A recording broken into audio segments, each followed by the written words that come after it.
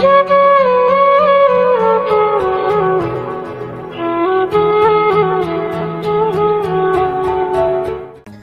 Viewers, আমাদের চ্যানেলের ভিডিওর নোটিফিকেশন সবার আগে পেতে চাইলে নিচে থাকা সাবস্ক্রাইব বাটনটি ক্লিক করে পাশে থাকা বেল আইকনটি বাজিয়ে দিন।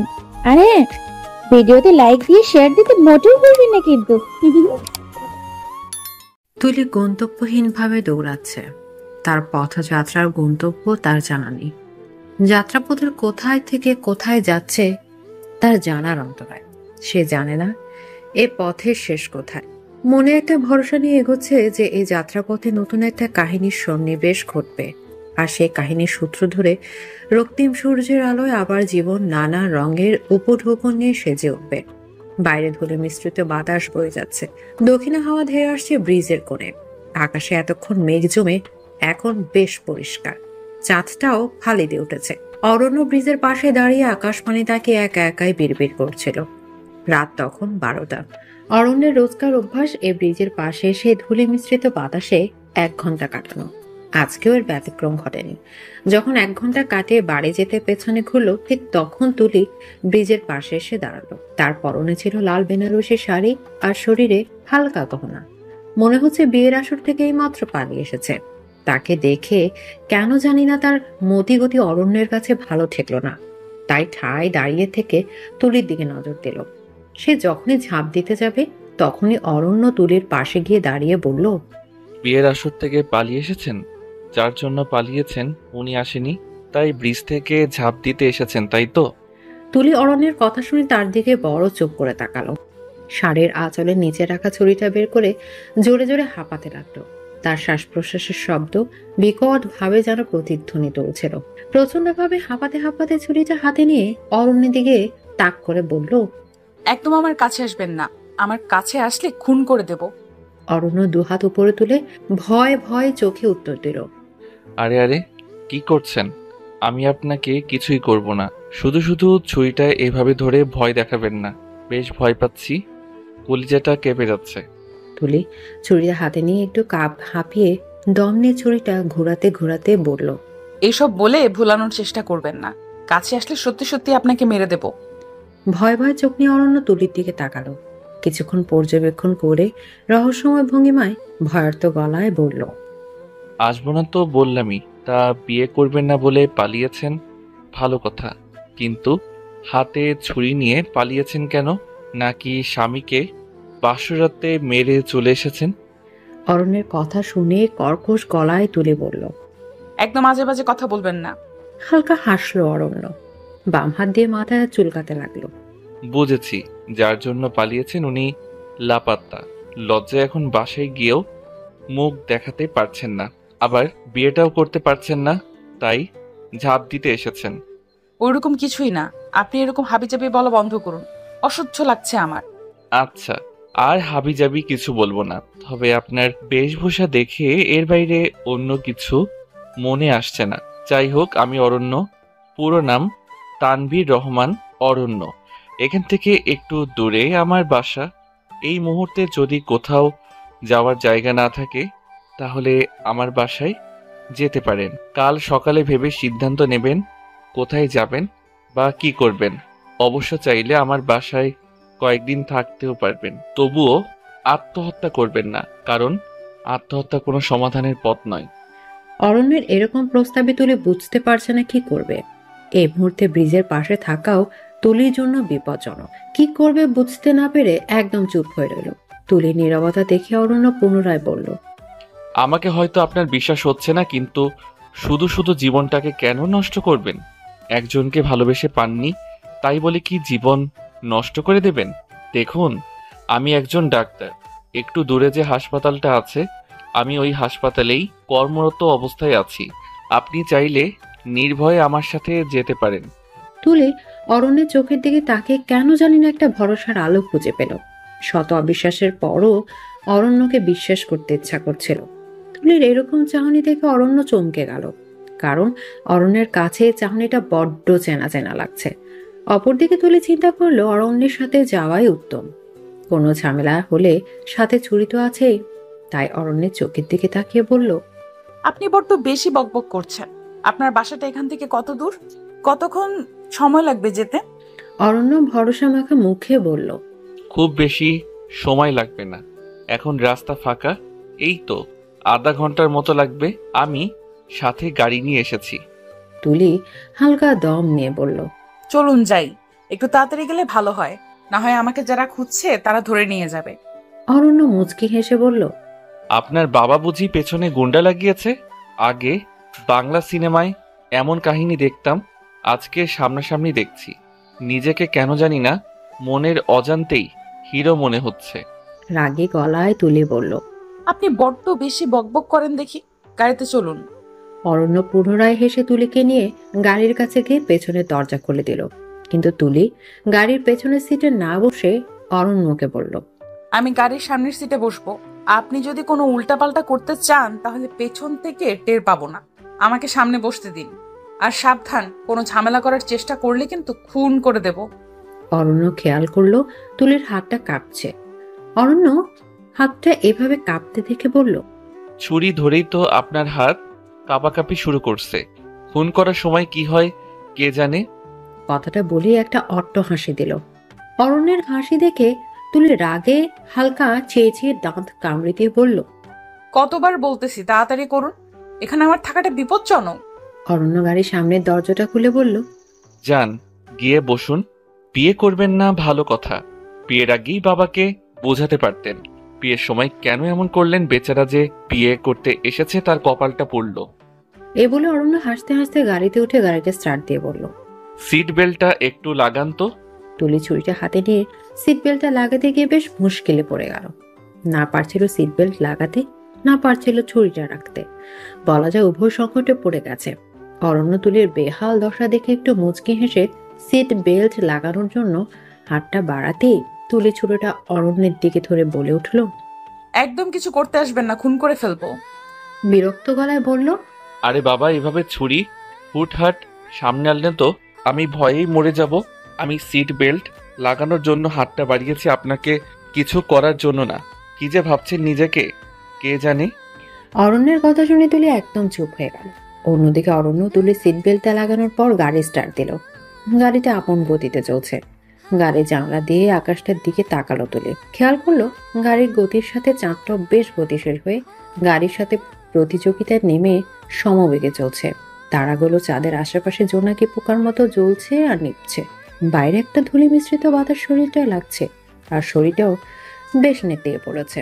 এই বুঝি চোখটা বুঝে গেল, তবু নিজেকে সামলানোর চেষ্টা করতে লাগলো। কারণ এখন ঘুমালে চলবে না। কোন উদ্দেশ্যে কোন গন্তব্যে যাচ্ছে তার কাছে সবকিছুই অজানা।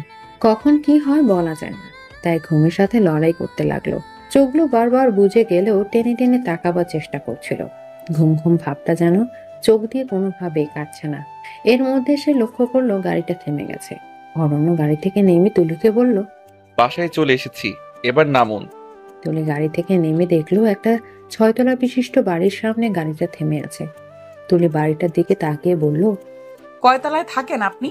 শান্ত গলায় অরণ্য বলল, 5 আর 6 তলা মিলিয়ে থাকি। আপনার ভয় নেই, আপনি আলাদা রুমে থাকতে পারবেন। ভাববেন না আমি একটা রুমে থাকি আর আপনাকে সেই রুমে থাকতে হবে। বাংলা নাটকে এমন হয়, বাস্তবে না।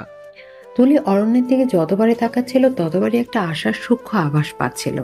তাই তেমন কোনো কথা না বলেই অরণ্যের পেছন পেছন যেতে লাগলো।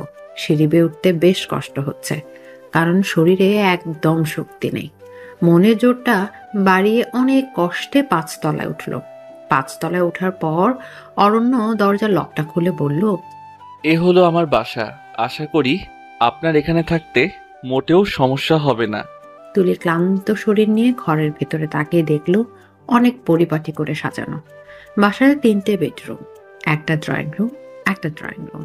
তুলি ঘুমে ভরা চোখ নিয়ে আবারও চারপাশ তাকালো। সে মুহূর্তে অরণ্য তুলিকে একটা রুম দেখিয়ে বলল, আপনি এই রুমে গিয়ে বিশ্রাম নিন, দেখি আপনার জন্য কোনো কিছু রান্না করতে পারি কিনা। ব্যাচেলর মানুষ, তাই খাওয়া দাওয়ার কোনো নিয়ম মাফিক নেই। তুলি রুমে প্রবেশ করে চমকে গেল, কারণ রুমটা দেখেই বোঝা যাচ্ছে কোনো মেয়ের রুম। ভাবতে লাগলো লোকটা একটু আগে বললো ব্যাচেলার, তাহলে এতগুলো মেয়েলি জিনিসপত্র দিয়ে কি করে? তাহলে কি লোকটা ভালো না? এসব ভাবতে তার মনটা অজানা ভয়ে কেঁপে উঠল। তাই সে মনে মনে ভাবছে যদি অনাকাঙ্ক্ষিত কিছু হয় তাহলে একদম খুন করে দেবে।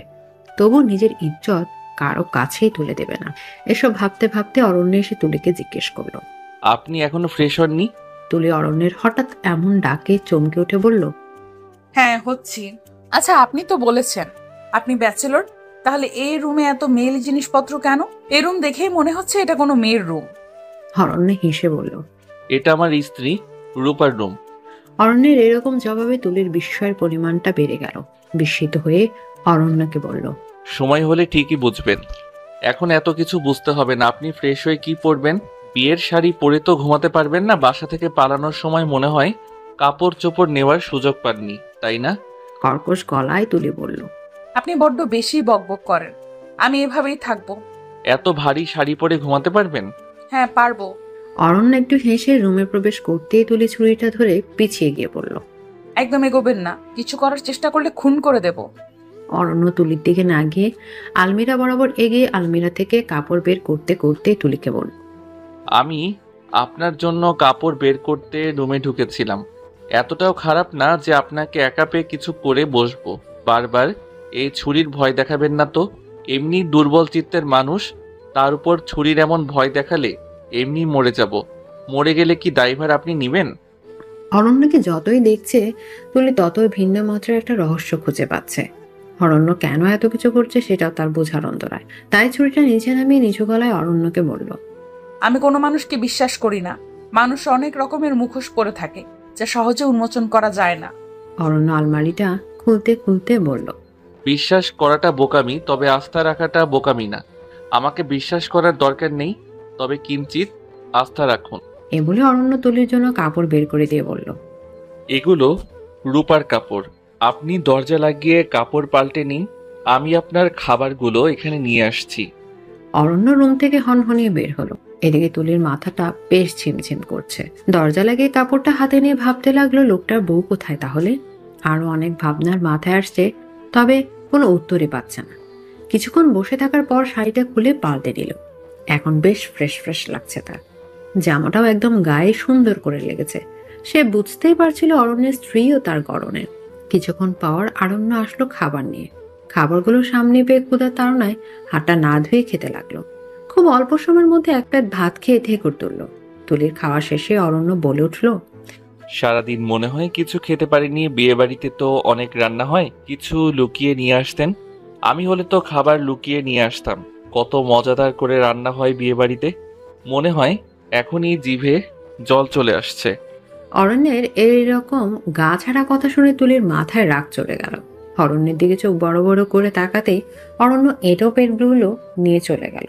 আর তুলি দরজা লাগিয়ে কোনো দ্বিধাদ্বন্দ্ব ব্যতি রেখে ঘুমিয়ে পড়ল। পরদিন সকালে অরণ্যের ডাকে তুলির ঘুম ভাঙল। দরজা খুলতে অরণ্য তাকে আলমিরা থেকে আরো কাপড় বের করে দিল, সব সময় পরার জন্য। বাসায় কোথায় কি আছে সব বুঝিয়ে দিল। নিত্য সময়ের ছন্দময় স্রোতে বয়ে যাওয়া প্রহরের সাথে তাল মিলিয়ে অরণ্যের বাসায় থাকতে লাগলো তুলি। সে খেয়াল করলো অরণ্য সারাদিনই হাসপাতালে ডিউটি করে আর রাতে বাসায় ফিরে খাবার খেয়ে আবার রাত 11টায় কোথায় যেন চলে যায়। তুলি বুঝতে পেরেছিল অরণ্য খুব খামখেয়ালের স্বভাবের। তবুও কেন জানি না অরণ্যের সাথে কথা বলতে বেশ ভালো লাগতো তার। অরণ্যের চোখে ভালোবাসার ছন্দ খুঁজে পেত, তবুও নিজেকে সামলে নিত, কারণ অরণ্য বিবাহিত। আশ্চর্যের বিষয় হলো দেখতে দেখতে এ বাসায় 2 মাস পার হয়ে ফেললো তুলি, কিন্তু অরণ্যের কোনো পরিবর্তন হলো না এবং তার স্ত্রীরও দেখা পেল না। সবকিছুর বিস্তীর্ণ সমাবেশে অরণ্যের প্রতি একটা ক্ষীণ বিশ্বাস জাগলো। অপরদিকে অরণ্যেরও মনে হলো তুলির বিষয়ে জানা এবার উচিত। এতদিন হয়ে গেল সে বাসায়, কোথায় থেকে এসেছে, কি হয়েছে, তার জীবনে কিছুই সে জানে না। এসব চিন্তা মাথায় রেখেই অরণ্য তুলির কাছে আসলো।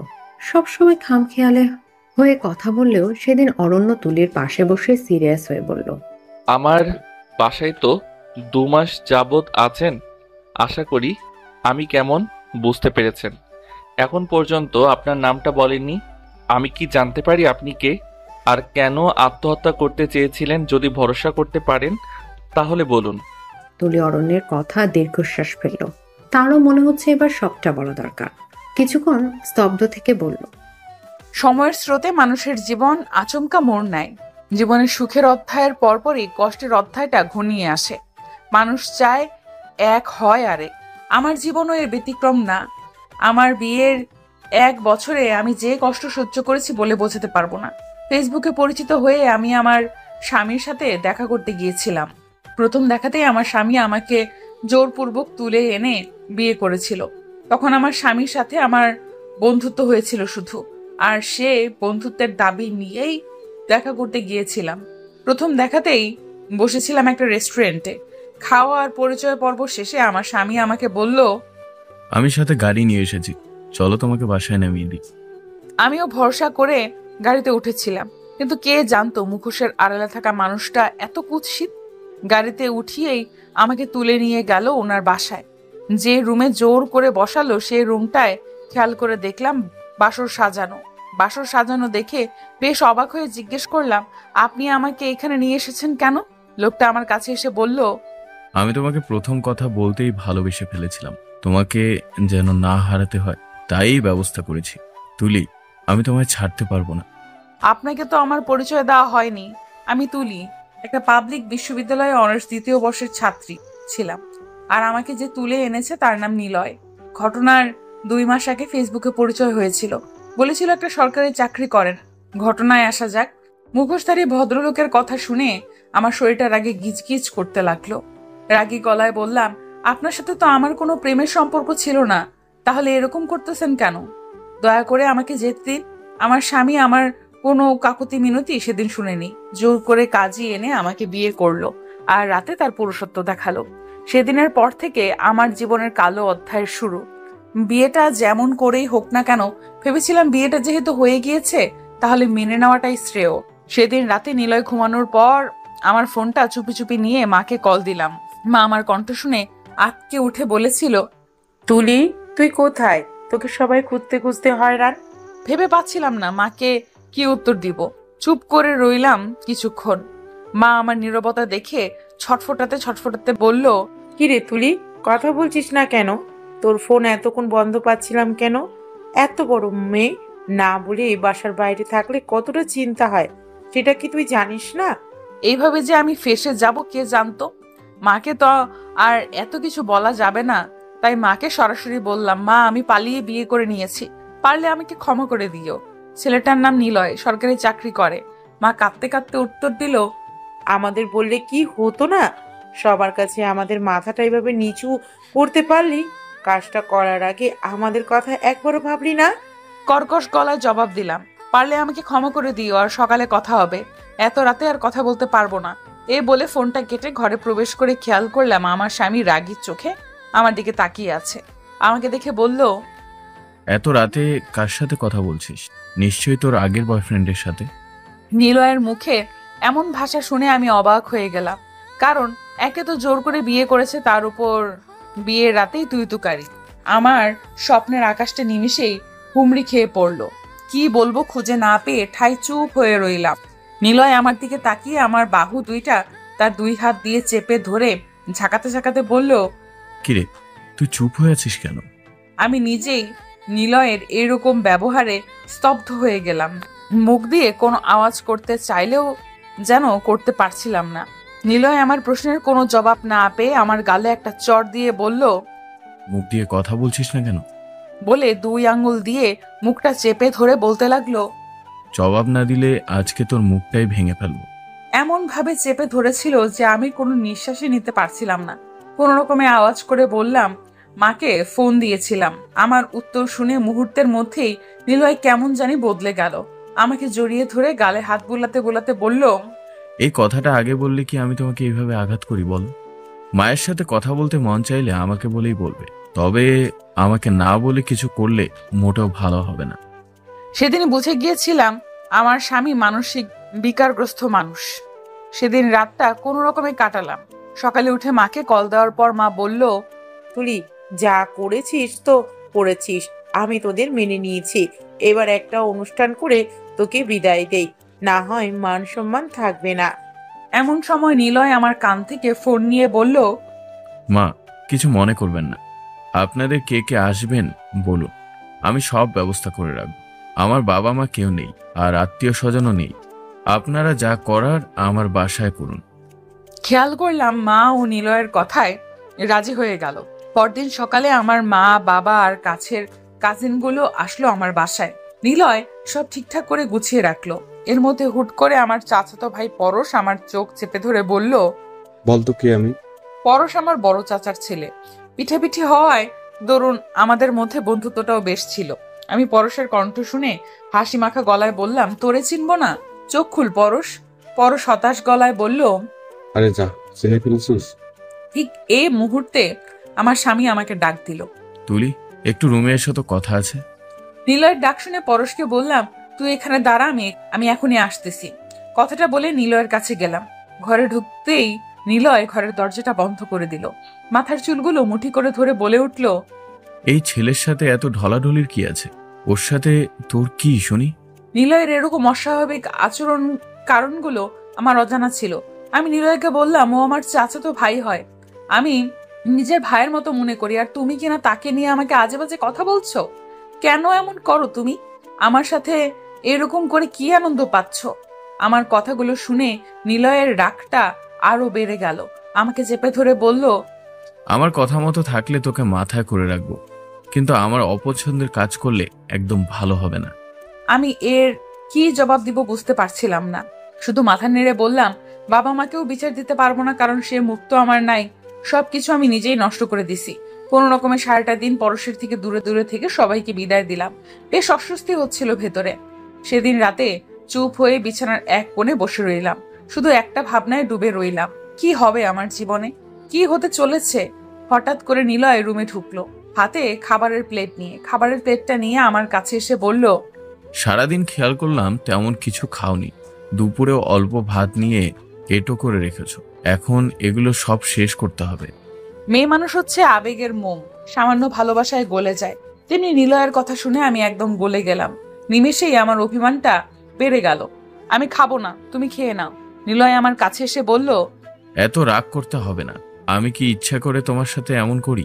আমি তোমাকে অনেক ভালোবাসি। আমি তোমাকে হারাতে চাই না। তুমি কেন এটা বুঝতে চাও না বলো? তুমি মাঝে মাঝে আমার অপছন্দের কাজগুলো করো, তাই আমার রাগ বেড়ে যায়। আমাকে ক্ষমা করে দাও। সেদিন নিলয়ের কথা শুনে মুহূর্তের মধ্যে আবেগী হয়ে গেলাম। মেয়েরা খুব আবেগপ্রবণ। মেয়েদের আবেগের প্রধান অস্ত্র হলো মায়া। এ মায়ার কারণে মেয়েরা আবেগের অতল তলে নিমজ্জিত হয়ে যায় আর বারবার নিজের মধ্যে থাকা অস্তিত্বকে বিলীন করে দেয়। আমিও নিজের স্বামীর এমন কথায় নিজেকে সামলে রাখতে পারলাম না। নিলয়ের হাত দুটো ধরে বললাম, আমার শুধু একটাই অনুগ্রহ, তুমি আমার সাথে হুট করে এমন ব্যবহার করো না যাতে আমার কষ্ট হয়। আমি এখন তোমার স্ত্রী হই, চাইলেও অন্য কারো হওয়া সম্ভব না। বিয়েটা তো ছেলে খেলা নয়, করলাম আবার ছেড়ে দিলাম। নিলয় আমার কথা শুনে তার কান ধরে বলল, আমার আর কখনো এমন হবে না, দেখে নিও। কিন্তু কথায় আছে, মানুষ অভ্যাসের দাস। অভ্যাস মানুষকে নিচে নামতেও দ্বিধা করে না। ঠিক তেমনি নিলয়ের মধ্যে একটা অভ্যাস ছিল, আমাকে কারণে অকারণে সন্দেহ করা। কোনো ঝামেলা হলে এই প্রশ্নের তীর আমার দিকে ছুড়ে দেওয়া। সেদিন ডিশ লাইন ঠিক করতে লোক এসেছিল। সে সময় নিলয় বাথরুমে ছিল, যার দরুন আমি দরজা খুলে দিয়েছিলাম।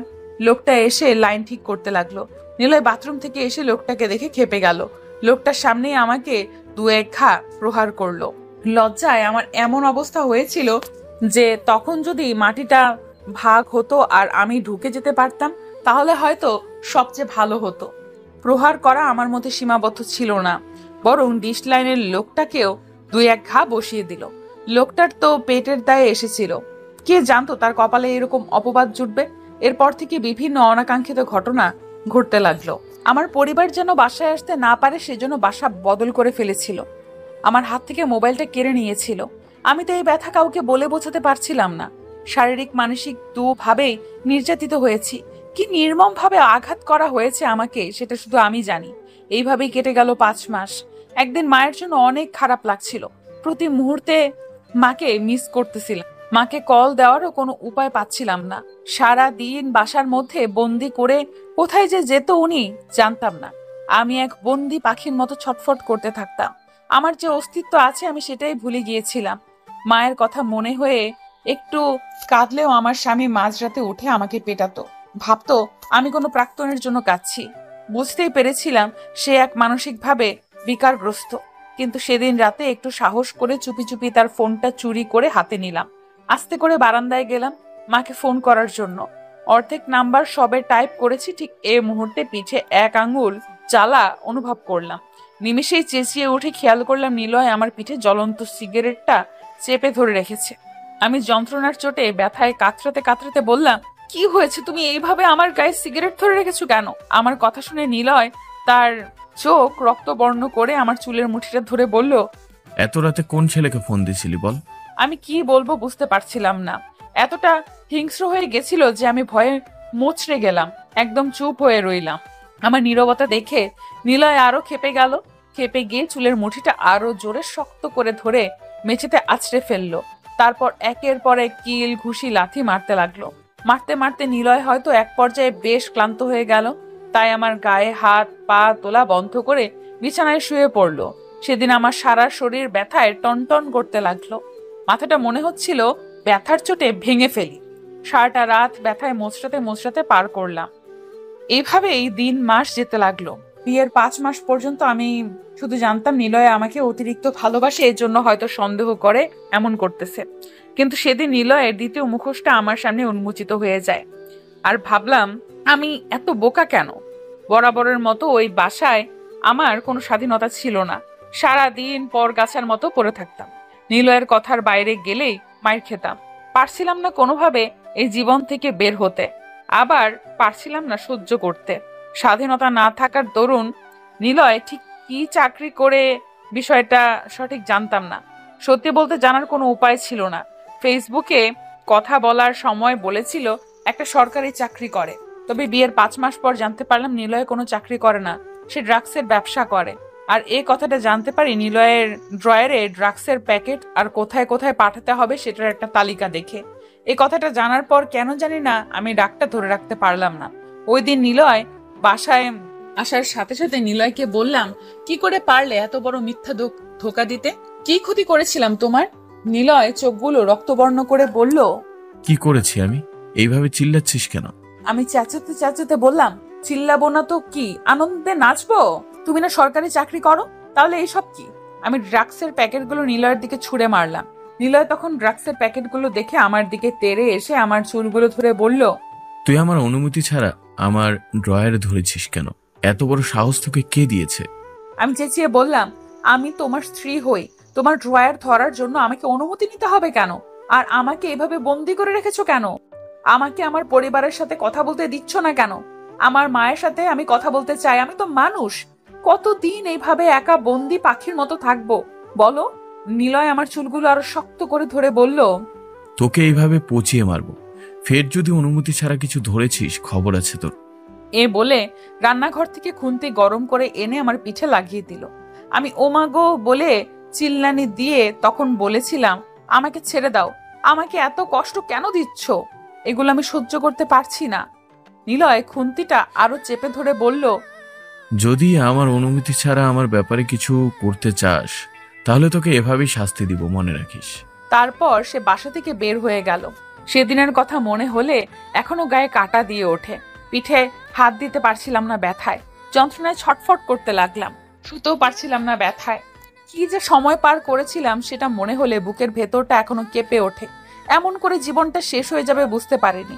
এই জীবন থেকে বেরিয়ে আসতেও পারছিলাম না, কারণ আমার করার মতো কিচ্ছু ছিল না। হাত পা বাঁধা ছিল। আমার বুকের ভেতরটা দুমড়ে মুচড়ে গেলেও কিছুই বলতে পারতাম না, কারণ সেদিন আমার বলার মতো কোনো বাক স্বাধীনতা ছিল না। সেদিন নিলয় রাতে আবার বাসায় ফিরে, যতই হোক স্বামী তো, এত কিছুর পরও কেন জানি না তার প্রতি মায়া জন্মে গেছিল। মেয়েরা তো মায়ের জাত, তাই হয়তো মায়াটা বেশি কাজ করত। এত মায়া কাজ করাও যে জীবনের জন্য হুমকি স্বরূপ তা তখন টের পাইনি। নিলয় আসার সাথে সাথে আমি একদম স্বাভাবিকভাবে বসেছিলাম। খেয়াল করলাম নিলয় আমার রুমে না এসে পাশের রুমে চলে গেল। আমি পাশের রুমের দরজার কাছে গিয়ে দেখলাম দরজা লাগানো। দরজার এপাশ থেকে বুঝতে পারলাম কারোর সাথে কথা বলছে সে। দরজা নক করার সাহসও হলো না, কারণ আমি জানতাম আমি দরজা নক করলেই আমাকে এসে পিটাবে। শরীরেরও একটা সহ্য ক্ষমতা থাকে, যেটা আমি হারিয়ে ফেলতেছিলাম দিন দিন। তাই ঘরে এসে শুয়ে পড়লাম। চোখটা যখন ঘুমে আচ্ছন্ন হলো হালকা, তখন মনে হলো কেউ একজন আমার হাতটা ধরে কিছু করছে, কিন্তু শরীরের শক্তি ছিল না, আর পিঠের ব্যথায় এপাশ থেকে পারছিলাম না, তাই উঠতেও পারছিলাম না। কেন জানি না সেই রাতে কড়া ঘুম হলো। এত ভালো ঘুম কখনো হয়নি, তবে ওঠার পর থেকে শরীরের বিভিন্ন জায়গায় কামড়ের দাগ পেলাম। শরীরে কামড়ের দাগগুলো দেখে বেশ ভয় পেতে লাগলাম। কিভাবে এগুলো হলো ভাবতে লাগলাম। ভাবনার কোনো কুল কিনারা পাচ্ছিলাম না। অপরদিকে পিঠের ব্যথা তো আছেই, কাপড় চোপড়ও আমার এলোমেলো হয়ে আছে, বিছানাও এলোমেলো হয়ে আছে। আমি এটা নিশ্চিত ছিলাম যে কেউ আমার সাথে নোংরা কাজ করেছে। আশেপাশে চোখ বোলাতে লাগলাম। হুট করে খেয়াল করলাম একটা সিরিঞ্জ পড়ে আছে। আমি সিরিঞ্জটা হাতে নিয়ে বুঝতে পারলাম আমার সাথে কি হয়েছে আর কে করেছে আর কেন আমার এত কড়া ঘুম হলো। কারণ সিরিঞ্জটা ছিল ঘুমের ওষুধের। আমি হালকা ঘুমের পর আমাকে এটা দেওয়া হয়েছিল। ওই যে আমার মনে হয়েছিল কেউ একজন আমার হাত ধরে কিছু করছে, তখন নিলয়ই ছিল সেটা, আর আমাকে ঘুমের ইঞ্জেকশন দিয়েছিল। এরপর আমার সাথে কুকর্ম করেছিল। এমনিতে তো আমাকে কাছে পেতে চাইলে চিল্লাতাম, হয়তো তার আমার আর্তনাদ ভালো লাগতো না, তাই নিজের জৈবিক চাহিদা পূরণের জন্য এমন করেছিল। তার উপর সেদিন আমার পিঠে ব্যথা ছিল। কতটা বিকৃত মস্তিষ্কের সে, আমি আরো ভালো করে বুঝে গিয়েছিলাম। ঘড়ির কাঁটায় খেয়াল করে দেখলাম 9টা বাজে, আর নিলয় বাথরুমে গোসল করছে। লক্ষ্য করে দেখলাম নিলয়ের ফোনটা বিছানায় রেখে গেছে। ফোনটা হাতে নিতেই বেশ ভয় লাগছিল। বুকের ভেতরটা ধুকধুক করছিল। হার্টবিটটাও যেন স্বাভাবিকের চেয়ে বেশি জোরে স্পন্দিত হচ্ছিল ভয়ে। এত জোরে স্পন্দিত হচ্ছিল যে আমি নিজের হার্টের আওয়াজ শুনতে পাচ্ছিলাম। তবুও আমি সাহস করে কাপা কাপা হাতে নিলয়ের ফোনটা হাতে নিয়ে প্রথমে খেয়াল করলাম ফোনে কোনো লক দেওয়া নেই। এর আগে মায়ের কাছে যেদিন ফোন দিয়েছিলাম এরপর থেকে ফোন লক করে রাখতো। চাইলেও কাউকে কল দিতে পারতাম না। ভাবলাম মাকে কল দিই। যখন কল দিতে যাব ঠিক এই মুহূর্তেই প্রাপ্তি নামের একটা মেয়ের মেসেজ মেসেঞ্জারে আসলো। আমি মেসেজটা ওপেন করতে পারছিলাম না। আর যাই হোক, এটা ভেবেছিলাম যে নিলয় আমাকে ছাড়া আর কোনো মেয়ের সাথে কিছু করবে না। তবে সেই বিশ্বাসটাও সেদিন উঠে গেল। প্রাপ্তি নামের মেয়েটা মেসেজ দিল, কি গো বাবুই, তুমি কোথায়? তোমাকে খুব মিস করছি। সেদিনের আদর এখনো ভুলতে পারছি না। মেসেজটা দেখে মাথাটা ঘুরে গিয়েছিল। আমি নিলয়কে এভাবে আবিষ্কার করব চিন্তাও করিনি। মেসেঞ্জারটা চেক করতে থাকলাম। চেক করতে করতে দেখলাম মেসেঞ্জারে এরকম 8 থেকে 10টা মেয়ে ছিল যাদের সাথে নিলয়ের প্রেম চলতেছে। হায় রে, আমি কতটা ভোকার রাজ্যে ছিলাম, এখনো ভাবলে হাসি পায়। একের পর এক মেসেজ দেখতে লাগলাম আর বিস্ময় হতে লাগলাম। খেয়াল করলাম সবার সাথে একই রকম কথা, একই রকম মেসেজ। সব মেয়েকে একইভাবে ফাঁদে ফেলতেছে। কারো কারোর সাথে বন্ধুত্ব রেখেছে, কারো কারোর সাথে দেখা করার তারিখ বরাদ্দ করেছে। সেদিনের পর থেকে নিলয়ের প্রতি যে মায়াটা অবশিষ্ট ছিল সে মায়াটা চলে গিয়েছিল। নিলয়ের এমন প্রতারণা মেনে নিতে পারছিলাম না। রাগের শরীরটা গিজগিজ করতে লাগলো। এতটা রাগ কখনো উঠেছে কিনা মনে নেই, তবে সেই দিনের সে রাগটা আমাকে আরো বেশি ধ্বংসের দিকে নিয়ে গেছিল। আমি সেই সময়টায় মাথা ঠান্ডা রাখতে পারিনি। এটা আমার চরম ভুল ছিল। নিলয় বাথরুম থেকে বের হওয়ার সাথে সাথে আমি নিলয়ের দিকে তেড়ে গেলাম। নিলয় একটু অবাক হয়ে গেছিল আমার এরকম তেড়ে আসাতে। নিলয় কিছু বুঝে ওঠার আগেই নিলয়ের দিকে তেড়ে গিয়ে মোবাইলটা আছাড় মেরে বললাম, এসব কি নিলয়? আমাকে তুমি এত কষ্ট দিয়েছো, আমি কখনো তোমাকে কিচ্ছু বলিনি। মুখ বুজে সব সহ্য করেছি। বন্দি পাখির মতো আটকে রেখেছো, কিচ্ছু বলার সুযোগ দাওনি। তোমাকে কখনো আমি কিছু বলতে গেলেই ইচ্ছে মতো শারীরিক নির্যাতন করেছো। আমার সারা শরীরে তোমার আঘাতের চিহ্ন ছাড়া কিছু নেই। বাবা মায়ের সাথে কথা বলতে দাও না। বাবা মা যেন আসতে না পারে তাই বাসা বদলে ফেলেছো। তাও আমি মেনে নিয়েছি। যেদিন জানতে পারি তোমার ড্রাগসের ব্যবসা আছে সেদিনও তোমাকে মেনে নিয়েছি। শত কষ্ট হলেও আমি চুপ করে সব সহ্য করেছি। তবে এইটুকু বিশ্বাস করেছিলাম যে তুমি আমাকে ছাড়া অন্য কোনো মেয়ের সাথে কিছু করতে পারবে না। কিন্তু আজকে সে বিশ্বাসটাও ভেঙে দিলে। 1টা না 2টা না 10 থেকে 12টা মেয়ের সাথে তোমার চক্কর চলতেছে। কোনো স্ত্রী এসব মানবে বলো? আমাকে রেহাই দাও নিলয়। আমাকে তুমি ডিভোর্স দিয়ে দাও। আমি বাবা মায়ের কাছে চলে যাব। আমার পক্ষে এইসব মানা সম্ভব না। জীবনে কি পাপ করেছিলাম আর তোমার মতো মানুষের সাথে আমার পরিচয় হলো। 6টা মাসে আমি একটা মানসিক রোগী হয়ে গেছি। শারীরিক মানসিক সবভাবে নির্যাতিত হচ্ছি।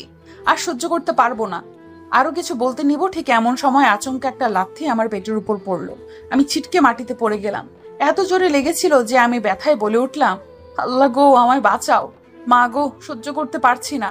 তখন নিলয় আমার কাছে এসে আমার মুখটা চেপে ধরে বলল, একদম চিল্লাবি না, চিল্লালে মুখটা ভেঙে দেব। সাহস কি করে হয় আমার ফোন ধরার? তোকে 1000বার নিষেধ করেছি যে ফোন ধরবি না, তাহলে ফোন ধরলি কেন? আর তুই কি ভেবেছিস এইসব বললে আমি তোকে ছেড়ে দেব? আর তোকে ছেড়ে দিলে তুই আমার নামে মামলা করবি, তাই না? আমার ড্রাগসের ব্যবসার কথা ফাঁস করে দিবি। আমি কি তোর নাটক বুঝি না? আর আমার ফোন দিয়ে আমি যার সাথে ইচ্ছা কথা বলবো, তাতে তোর কি? আমি ব্যথায় কাতরাতে কাতরাতে বললাম, আমি কিছুই করব না, কোনো মামলা করব না, একদম মায়ের কাছে গিয়ে থাকবো। তোমার এসব কথা কাউকে বলবো না, আমাকে শুধু যেতে দাও। না যেতে দিলে মায়ের সাথে একটু কথা বলতে দাও, কতদিন যাবত মায়ের সাথে কথা বলি না, মাকে খুব মনে পড়ে। এটা বলার পর নিলয় আমাকে আরো 2টা লাথি দিয়ে বলল, তুই কি আমাকে বোকা পেয়েছিস? তোর মাকে আমি কল দিই, আর তোর মা আমার নামে মামলা করুক, তারপর পুলিশ আমার নাম্বার ট্র্যাক করে আমার ঠিকানা জেনে যাক, তাই না? আর এখন আমার সব কুকর্ম ফাঁস করে দিবি, তাই তো? কথায় আছে চোরের মন পুলিশ পুলিশ। আমি এরকম কিছুই ভাবিনি, আর নিলয় কত কিছু ভেবে বলে ফেললো। একে আর কি বলবো আমি। পেটের ব্যথায় তখন মুচড়ে যেতে লাগলাম, মাথাটা বেশ ঘুরতে লাগলো, মনে হলো ঘরটা উল্টে যাচ্ছে। কিছুক্ষণের মধ্যে আমি জ্ঞান হারালাম। জ্ঞান ফেরার পর নিজেকে আবিষ্কার করলাম নতুন একটা রুমে। আমি বেশ অবাক হলাম এটা ভেবে যে একটা নতুন রুমের নতুন বিছানার উপর আমি শুয়ে আছি কিভাবে। চারপাশে তাকিয়ে দেখলাম আর বুঝতে পারলাম সত্যি রুমটা নতুন, কিন্তু আমি এই রুমে কিভাবে আসলাম ভেবে পাচ্ছিলাম না। বিছানা থেকে নামতে নিলাম, পেটে বেশ ব্যথা অনুভব করলাম, পিঠেও অনেক ব্যথা পেলাম। পিঠের ফুসকাটা গলে পানি পড়ছে, আর এজন্যই এত জ্বলছে। মাথাও অনেক ব্যথা হতে লাগলো, এর মধ্যে পেটের ব্যথাও প্রবল হতে লাগলো। এই ব্যথা নিয়ে কোনো রকমে উঠলাম, কিন্তু ভেবে পাচ্ছি না এই নতুন বাসায় আমি কি করে আসলাম, আর নিলয়ই বা কোথায় গেল সেটাও মাথায় আসছে না। এদিকে ক্ষুধায় আমার শরীর দুর্বল হয়ে পড়ছে। পেট ব্যথা নিয়ে পা হ্যাচড়াতে হ্যাচড়াতে রান্নাঘরে গেলাম, কিছু ফল পেলাম, তা নিয়ে খেলাম ক্ষুধা নিবারণের জন্য, কারণ এত ক্ষুধা লেগেছিল কি বলবো। তারপর কাতরাতে কাতরাতে বিছানায় এসে শুয়ে পড়লাম। কয়টা বাজে তাও জানি না। খেয়াল করলাম এই রুমের সাথে বারান্দা আছে, বারান্দা দিয়ে হালকা আলো ঘরে পড়েছে। কোনো রকমে পুনরায় বিছানা থেকে উঠে বারান্দায় গেলাম একটু। আজকে অনেকদিন পর আকাশ দেখছি। আগের বাসায় থাকতে বারান্দায় যাওয়ার কোনো ব্যবস্থা ছিল না। যে রুমের সাথে বারান্দা ছিল সেই রুমটা সবসময় নিলয় তালা দিয়ে রাখতো, আর আমি রুমের চারপাশে বিশাল বিশাল অট্টালিকা ছিল, যার জন্য বাইরে কোনো আলো প্রবেশ করতো না। 6 মাসে আকাশ দেখতে কেমন হয় ভুলে গেছিলাম। আজকে আকাশটা দেখে মনটা বেশ শান্ত লাগছে। কদিনে আকাশের দিকে তাকিয়ে চাঁদ সূর্য দেখিনি। এ বন্দি জীবন থেকে কবে যে মুক্তি পাবো জানি না। ঠিক সেই মুহূর্তে খেয়াল করলাম কিছু পাখি কিচিরমিচির করে উড়ে যাচ্ছে। আহ, কি শান্তিতে স্বাধীনভাবে উড়ছে। আমি যদি একটু উড়তে পারতাম কত ভালোই না হতো, কিন্তু আমার উড়ার ডানা দুটো যে আজকে ভেঙে থুবড়ে পড়েছে। সন্ধ্যা ঘনিয়ে রাত নামলো, বারান্দা থেকে যেতে ইচ্ছে করছে না, তবে মাথাটা অনেক ঘুরাচ্ছে। তাই বেশিক্ষণ বারান্দায় থাকার ধৈর্য ছিল না, যার দরুন ঘরে এসে বিছানায় শুয়ে পড়লাম। কিছুক্ষণ পর খেয়াল করলাম নিলয় এসেছে। নিলয় ঘরে এসেই আমার পাশে বসে পড়লো। নিলয়কে দেখে তখন খুব ঘৃণা হতে লাগলো। কতটা পার্শ্ববিক আচরণ আমার সাথে করেছিল ভাবতেই ঘৃণা লাগে। কিন্তু ওই দিন নিলয়কে একদম অন্য একটা মানুষ হিসেবে আবিষ্কার করলাম। সেদিন নিলয় আমার পাশে বসে আমার মাথায় হাত বুলিয়ে দিতে লাগলো। আমি তার এরকম আচরণে চমকে গেলাম, কারণ এতটা ভালো সে কখনো হতে পারে বলে আমার মনে হয় না। তার উপর নতুন বাসায় নিয়ে এসেছে, কারণ ছাড়া এরকম করার মানুষ নিলয় ছিল না। ব্যাপারটা খুব গোলমেলে মনে হয়েছিল। আমি নিলয়ের দিকে তাকিয়ে উঠে বসতে নিয়েও পারছিলাম না শরীরের ব্যথায়। নিলয় আমার হাতটা ধরে বলল, আরে আরে, তোমাকে কষ্ট করে উঠে যেতে হবে না। দেখো দেখো তুমি, আমি তোমাকে এইভাবে আঘাত করে ঠিক করিনি। তোমার দিকটা আমার ভাবা উচিত ছিল। ইস, দেখি তো তোমার পিঠটা। এ বলে নিলয় আমাকে টান দিয়ে তুলে বিছানায় বসিয়ে আমার পিঠটা দেখে নিজের কপালে নিজের হাত দিয়ে চাপড়াতে চাপড়াতে বলল, হায় আল্লাহ, এ আমি কি করলাম? এতটা কষ্ট তোমায় কি করে দিলাম? দাঁড়াও, আমি মলম নিয়ে আসতেছি। নিলয় মলম আনতে গেল। আমি নিলয়ের এমন ব্যবহারে কিছুটা ভয় পাচ্ছিলাম, এটা ভেবে যে আবার কি করে বসে কে জানে, কারণ নেশাগ্রস্ত মানুষদের কোনো বিশ্বাস নেই। নেশা মানুষের মনকে ব্যথিত রূপান্তর করে। শরীর নেশাগ্রস্ত থাকলে মানুষ কখন কি করে সেটা তার নিজের আয়ত্তে থাকে না। তাই মনে মনে অনেক ভয় পাচ্ছিলাম। তখন ভয়ে ভেতরটা বারবার কম্পন দিতে লাগলো। ভয়টা বেশি লাগতো শারীরিক নির্যাতনের জন্য, কারণ আমার শরীরে কোনো আঘাত সহ্য করার অবস্থা ছিল না। খানিকক্ষণ পরে খেয়াল করলাম নিলয় এসেছে হাতে মলম নিয়ে। এসে আমার পাশে বসে আমার পিঠটা বের করে মলম লাগাতে লাগাতে বলল, এইভাবে আঘাত করা সত্যি ঠিক হয়নি। আগেই বলেছিলাম মেয়েরা আবেগের মোম একটু সহানুভূতি পেলে গলে যায়। আমিও নিলয়ের এমন ব্যবহারে গলে গেলাম। তবুও নিলয়কে ব্যাপারটা বুঝতে দিলাম না, চুপ করে বসে রইলাম। নিলয় মলম লাগিয়ে শেষ করে আবার রুম থেকে বের হয়ে গেল। নিলয় রুম থেকে বের হওয়ার পর আরো বেশি ভয় লাগতে শুরু করলো। মনে হতে লাগলো এখন না কিছু করে বসে। ভয়ে ভয়ে বিছানার এক কোণে বসে রইলাম। পিঠে মলমটা লাগানোর পর বেশ আরাম পাচ্ছি। খানিকক্ষণ পর খেয়াল করলাম নিলয় আমার রুমে আবার প্রবেশ করেছে, আর ভাতের প্লেট নিয়ে। প্লেটটা হাতে নিয়ে আমার পাশে বসলো। আমার পাশে বসে ভাত মাখাতে লাগলো আর বলতে লাগলো, সারাদিন হয়তো কিছু খাওনি, আর নতুন বাসায় হয়তো কোথাও কি আছে সেটাও জানো না। এবার বাসার কথা জিজ্ঞেস করার মুখ্য সময় পেলাম। আমি দেরি না করে নিলয়কে জিজ্ঞেস করলাম, আমি এই নতুন বাসায় কি করে আসলাম, আর আগের বাসাটা কি হয়েছে? প্রশ্নটা করার পর নিলয়ের চোখের দিকে তাকিয়ে বেশ ভয় পেয়ে গেলাম, কারণ নিলয়ের চোখগুলো লাল হয়ে গেল। মনে মনে ভাবতে লাগলাম, এখন মায়ের দিলে সহ্য করতে পারবো তো? ভয়ে ভয়ে আবারও নিলয়ের দিকে তাকালাম। এবার তাকিয়ে আরো বেশি অবাক হলাম, কারণ নিলয় তার রাগটা দমিয়ে নিয়ে একটা হাসি দিল। নিলয়ের হাসিটা দেখে দ্বিতীয়বার প্রশ্ন করার সাহস পেলাম, তাই পুনরায় নিলয়কে জিজ্ঞেস করলাম, বললেন না তো এই নতুন বাসায় কি করে আসলাম? নিলয় ভাতের দলা মাখিয়ে মুখের কাছে ধরে বলল, আগে খেয়ে নাও, তারপর সবটা বলতেছি। না খেতে খেতে শরীরের অবস্থা খারাপ করে ফেলেছি, এখন খেয়ে নাও তো। আমিও এর বেশি জোরাজোরি করার সাহস পেলাম না। ভাতের লোকমাটা মুখে নিয়ে চিবাতে লাগলাম। একের পর এক ভাতের লোকমা দিতে লাগলো আর আমি খেতে লাগলাম। অনেকদিন পর মনে হলো এক প্লেট ভাত খেলাম। নিলয় হাসতে হাসতে বলল, একটু নিজের যত্ন তো নিতে পারো, আর পানিটা দিয়ে ওই ওষুধটা খেয়ে শুয়ে পড়ো। এই ওষুধটা খেলে ব্যথা কমে যাবে। আমি নিলয়ের কথা মতো ওষুধটা খেয়ে শুয়ে পড়লাম। কিছুক্ষণ পর নিলয় আমার মাথার কাছে বসে বলল, তুমি না জানতে চেয়েছিলে ওই ব্যথাটা ঠিক কোথায় ছিল? হ্যাঁ বলো, এই নতুন বাসায় আমি কখন আসলাম? নিলয় তখন আমার মাথায় হাত বুলাতে বুলাতে বলল, এটা আমার আরেকটা বাসা। এই বাসায় খালা থাকে। এতদিন তো খালা বিয়ের কথা জানতো না, তাই খালাকে জানিয়েছি। জানানোর পর খালা বলল তোমাকে নিয়ে চলে আসতে। তুমি আমার ফোন দিয়ে তোমার মাকে কল করেছিলে কিনা সেটাও তো আমি জানি না, কারণ ফোনটা ভেঙে গুঁড়া করে দিয়েছো। আমার কাছে মনে হলো তুমি তোমার মাকে হয়তো বলেছো আমার কথা, আর তোমার মা হয়তো তোমাকে নিয়ে চলে আসবে।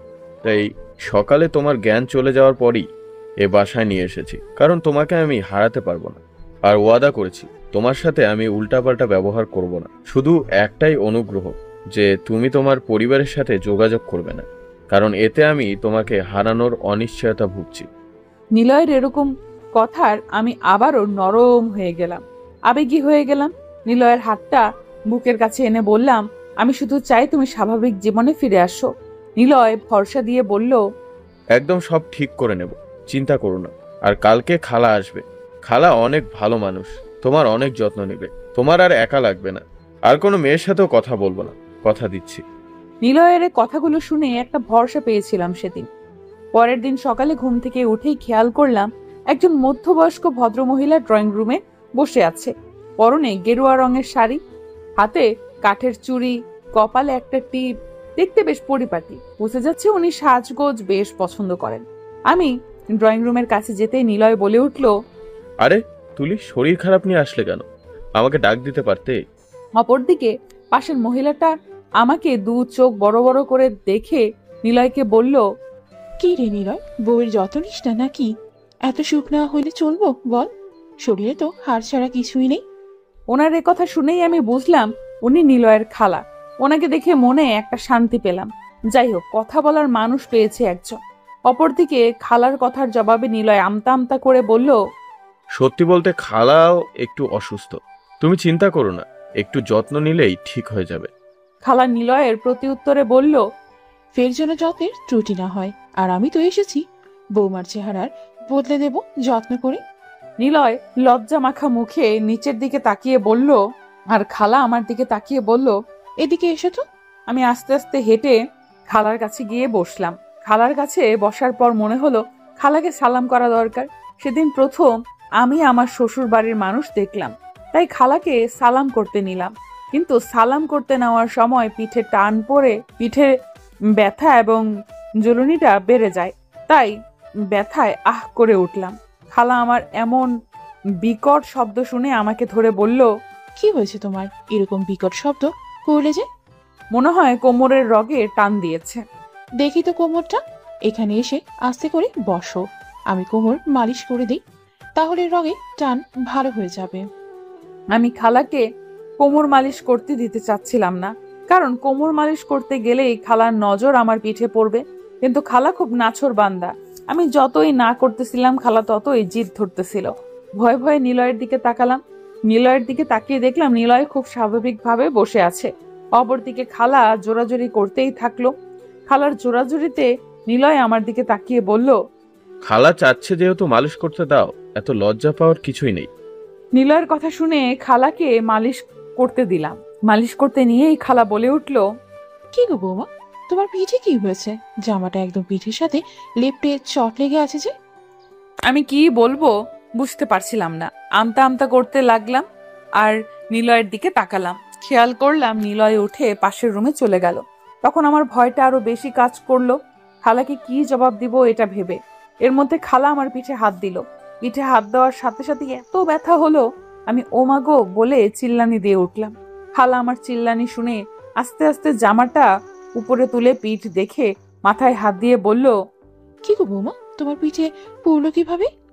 বিবেক বুদ্ধি হারিয়ে খালাকে হুট করে জবাব দিলাম, রান্না করতে গিয়ে আগুনের ছ্যাঁকা লেগেছে। খালা আমার মুখটা ওনার দিকে ফিরালো আর চোখগুলো বড় বড় করে বলল, আমাকে কি তোমার বোকা মনে হয়? না মানে খালা রাগী গলায় বললেন, রান্না করতে গিয়ে পিঠে ছ্যাঁকা লাগে এরকম আজব কাহিনী কখনো শুনিনি। নিশ্চয়ই এটা নিলয় করেছে। কিছু নিয়ে হয়তো ঝগড়া লেগেছিল, আর তখন হয়তো রাগের মাথায় খুন্তি লাগিয়েছে পিঠে।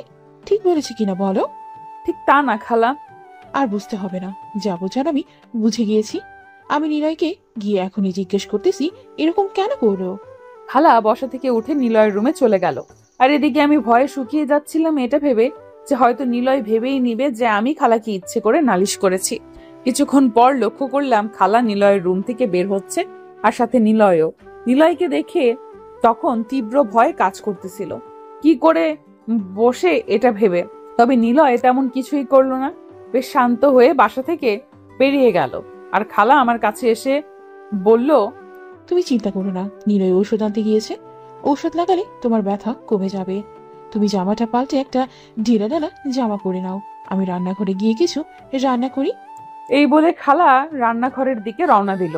আর আমি রুমে এসে যখনই জামাটা খুলতে নিলাম তখনই পিঠে টান পড়লো। সাথে সাথে মনে হলো আমার কলিজাটা বের হয়ে যাচ্ছে। এতটা অসহ্য জ্বলনি হচ্ছিল বলে বোঝানোর ক্ষমতা নেই। জামাটা খোলার পর জামার পিঠের অংশ দেখে গা শিউরে উঠল, কারণ জামাটার পিঠের অংশে ফোসকা, গলে যাওয়া পানি আর রক্ত লেগেছিল। জামাটা খুলে খালি গায়ে কিছুক্ষণ বসে রইলাম পাখার নিচে। পিঠে বাতাস লাগাতে একটু জ্বলাটা কমেছে, আর ভেতরে শান্তি শান্তি ভাবও লাগছিল। খানিকক্ষণ পর নিলয় দরজা ধাক্কা দিতে লাগলো জোরে জোরে। নিলয়ের এরকম দরজা ধাক্কানোতে আমি বেশ ভয় পেয়ে গেছিলাম। তাড়াহুড়ো করে জামাটা পরে ভয়ে ভয়ে দরজা খুললাম।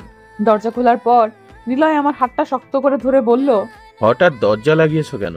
তুমি তো কখনো দরজা লক করো না, আজকে দরজা লক করে কি করছিলে? আচমকা নিলয়ের এমন কথা শুনে বিস্মিত না হয়ে পারলাম না। এত শান্ত গলায় নিলয় কথা বলছে এটা যেন মানতে একটু হিমশিম খাচ্ছিলাম। আমি নিলয়ের হাতটা ধরে বললাম, আরে আমি তো কাপড় বদলাতে দরজা লাগিয়ে গিয়েছিলাম।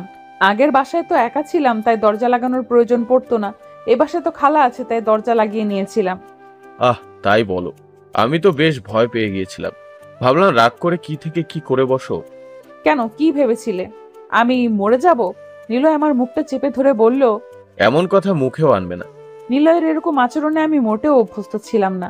সেদিন যতই নিলয়কে দেখেছি ততই বিস্মিত হয়েছি। এর মধ্যে নিলয় আমার গালে হাত বোলাতে বোলাতে বলল, পিঠটা দেখাও দেখি, মলম লাগিয়ে দিই। এই মলমটা লাগালে জ্বলা কমে যাবে, ব্যথাও কমে যাবে। এ বলে নিলয় আমার পিঠের কাপড়টা তুলে পিঠে মলম লাগিয়ে দিল। তারপর আস্তে করে আমাকে শুইয়ে দিয়ে মাথার চুলে আলতো আলতো হাত বুলাতে বলল, আমি তোমার মাথাটা হাত বুলিয়ে দিচ্ছি, তুমি একটু বিশ্রাম নাও। আমি শুয়ে শুয়ে ভাবতে লাগলাম, আমি কোনো স্বপ্ন দেখছি না তো? একজন মানুষ একদিনে এত পরিবর্তন কি করে হতে পারে?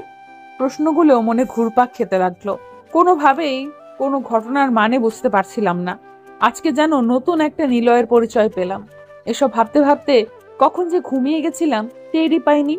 বাইরে থেকে ব্যালকনি দিয়ে মৃদু বাতাস বয়ে আসছে। ঘরটা বেশ শীতল, ঘুমের রাজ্যে বিচরণ করছি আমি। কানে হালকা আওয়াজ আসলো, কেউ একজন ডেকে বলছে, কি গো, উঠবে না? উঠে দুপুরের খাবার খাও। না খেতে খেতে তো শরীর অবস্থা খারাপ করে দিয়েছে। এভাবে মরার মতো পড়ে থাকলে হবে? ঘুম ঘুম চোখে কণ্ঠটা চেনার চেষ্টা করলাম। ভালো করে খেয়াল করে দেখলাম খালা ডাকছে, কিন্তু চোখে ঘুমের এত তীব্রতা ছিল যে তাকাতে পারছিলাম না। বরাবরের মতো ব্যথার ট্যাবলেট খাওয়ার পর আমার তীব্র ঘুম হলো। এ ঘুমের জগৎ থেকে বের হয়ে আসতে মন চাচ্ছিল না। তাকাতে চাইলেও তাকাতে পারছিলাম না। তবে খালা অনবরত ডেকেই যাচ্ছিল। আমি খালার ডাকে শরীরের সমস্ত শক্তি খাটিয়ে চোখ দুটো খুললাম। চোখ খুলতেই খালার হাস্যোজ্জ্বল মুখটা দেখলাম। খালার হাসি মাখা মুখটা দেখে মায়ের কথা মনে পড়লো। মাও ঠিক এমন করে খাবারের জন্য খালার দিকে তাকিয়ে ওষ্ঠযুগল প্রসারিত করলাম। নেতিয়ে পড়া শরীরটা আরো নেতিয়ে যাচ্ছে। নিস্তেজ কণ্ঠে উত্তর দিলাম, হ্যাঁ খালা, উঠতেছি। ব্যথার ওষুধটা খাওয়ার পর কড়া ঘুম হলো, তাই ইচ্ছে করলেও উঠতে পারছিলাম না। আমি এক্ষুনি উঠছি। সব সেরে যাবে, এখন উঠে খাও, তারপর আবার ঘুমিও। না খেলে শরীর আরো দুর্বল হয়ে যাবে।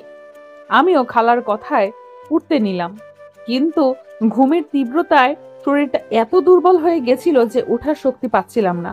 উঠতে নিলেই মাথাটা চক্কর দিতেছিল আর শরীর অবশ অবশ লাগতেছিল। খালাকে ঘুম ঘুম চোখে বললাম, খালা, ওঠার শক্তি পাচ্ছি না। দাঁড়াও, আমি ধরে বসাই, তারপর ভাত এনে খাইয়ে দিচ্ছি। ভাত খেলে সব ঠিক হয়ে যাবে। এই বলে খালা আমাকে 2 হাত ধরে তুললো। আমি ঘুম ঘুম চোখ নিয়ে খাটে হেলান দিয়ে বসে রইলাম। কিছুক্ষণ পর খালা প্লেট ভর্তি ভাত নিয়ে আসলো আর আমার মুখে লোকমা তুলে দিতে লাগলো এবং বলতে লাগলো, না খেয়ে নিজের কি অবস্থা করেছো দেখেছো? সবসময় বেশি বেশি করে খাবে, শরীরের যত্ন নিবে। শরীর সুস্থ থাকলে মনও সুস্থ থাকে। খালার কথাগুলো শুনে মায়ের কথা বেশি মনে পড়ছিল। তবুও কিছু করার নেই, কারণ মাকে কল করতে পারবো না, মাকে কল দিতে পারবো না। কল দিলে পরিস্থিতি বিপরীত নিবে। তবে খালা আসার পর একটু স্বস্তি পাচ্ছিলাম। নিলয়ের পরিবর্তন তাতে যদিও সন্দেহ আছে, তবে খালার ভালোবাসাতে কোনো সন্দেহ নেই। খেতে খেতে খালাকে বললাম, খালা, নিলয় কোথায়? মিস করতেছো নাকি? আমি শুধু খালার কথা শুনে একটু মৃদু হাসলাম। খালা আমার হাসি দেখে বলল, আমি তোমার মায়ের মতো লজ্জা পাওয়ার কিছু নেই। নিলয় একটু বাহিরে গিয়েছে। এর মধ্যে খালা খাওয়ানোর শেষ করে পুনরায় বলল, এখন ঘুমাও আরাম করে। আমার চোখে এত ঘুম ছিল যে আমি আবারও ঘুমের নেশায় মাতাল হয়ে গেলাম। তলিয়ে গেলাম ঘুমের রাজ্যে। ঘুমের মধ্যে হুট করে কারো স্পর্শ পেলাম। স্পর্শটা পেয়ে আমি ভয় নিয়ে ঘুম থেকে উঠে বসে পড়লাম। খেয়াল করলাম নিলয় পাশে বসে আছে। ও, তার মানে নিলয় ছিল। আমার বেড়ে ওঠা হার্টবিটটা নিলয়কে দেখে স্মিত হলো। নিলয় আমাকে এইভাবে চমকে উঠতে দেখে জিজ্ঞেস করলো, কি ব্যাপার, ভয় পেয়ে গেলে নাকি? হঠাৎ করে এইভাবে স্পর্শ করেছো, ভাবলাম কে না কে। নিলয় অট্ট হাসি দিল। ওর এই হাসিতে ভীষণ মায়া জড়িয়ে আছে। এর আগে নিলয়কে হাসলেও হিংস্র লাগতো। আজকে নিলয়ের হাসিতে কেন জানি নিলয়কে বেশ স্নিগ্ধ লাগছে। বোকা মেয়ে, এ বাসায় আর কে আসবে? আমি, তুমি, খালা ছাড়া এই বাসায় কেউ নেই। যাই হোক, ঘুম কেমন হলো বলো? আমি মুখে হাই তুলতে তুলতে বললাম, আজকে ঘুম অনেক ভালো হয়েছে। আরে, পিঠের ব্যথা কমেছে তো? আমি নিলয়ের দিকে কিছুক্ষণ অপলক দৃষ্টিতে তাকিয়ে রইলাম। এই কি সেই নিলয় যে নিলয় আমাকে দীর্ঘ 6 মাস ধরে অত্যাচার করেছে, নাকি এটা অন্য কোনো নিলয়? আমার অপলক চাহনি দেখে নিলয় একটা অপ্রস্তুত কাশি দিয়ে বলল, কি ব্যাপার, এইভাবে চেয়ে আছো যে? ব্যথাটা কমছে কিনা জিজ্ঞেস করতেছিলাম। হ্যাঁ, ব্যথাটা কমেছে। নিলয় আমার পিঠের কাপড়টা আবার তুলে পুনরায় মলম লাগিয়ে দিল। এখন মলম লাগানোর সময়ও এত ব্যথা হলো না। ওষুধটা খাওয়ার পর ব্যথাটা অনেক কমে গিয়েছিল। মলম লাগানোর শেষে নিলয় বলল, আজকে অনেক ঘুমিয়েছো, এবার উঠে একটু হাঁটাহাঁটি করো, না হলে শরীর বেশি দুর্বল হয়ে লাগবে। নিলয় যতবারই ভালোভাবে কথা বলছিল ততবারই নিলয়কে আমার বেশ অপরিচিত লাগছিল। তার উপর বাসা পরিবর্তনের বিষয়টাও বেশ গোলমেলে লাগছিল। তবুও কিছু করার ছিল না, কারণ যা হচ্ছিল তা জানার কোনো উপায় ছিল না।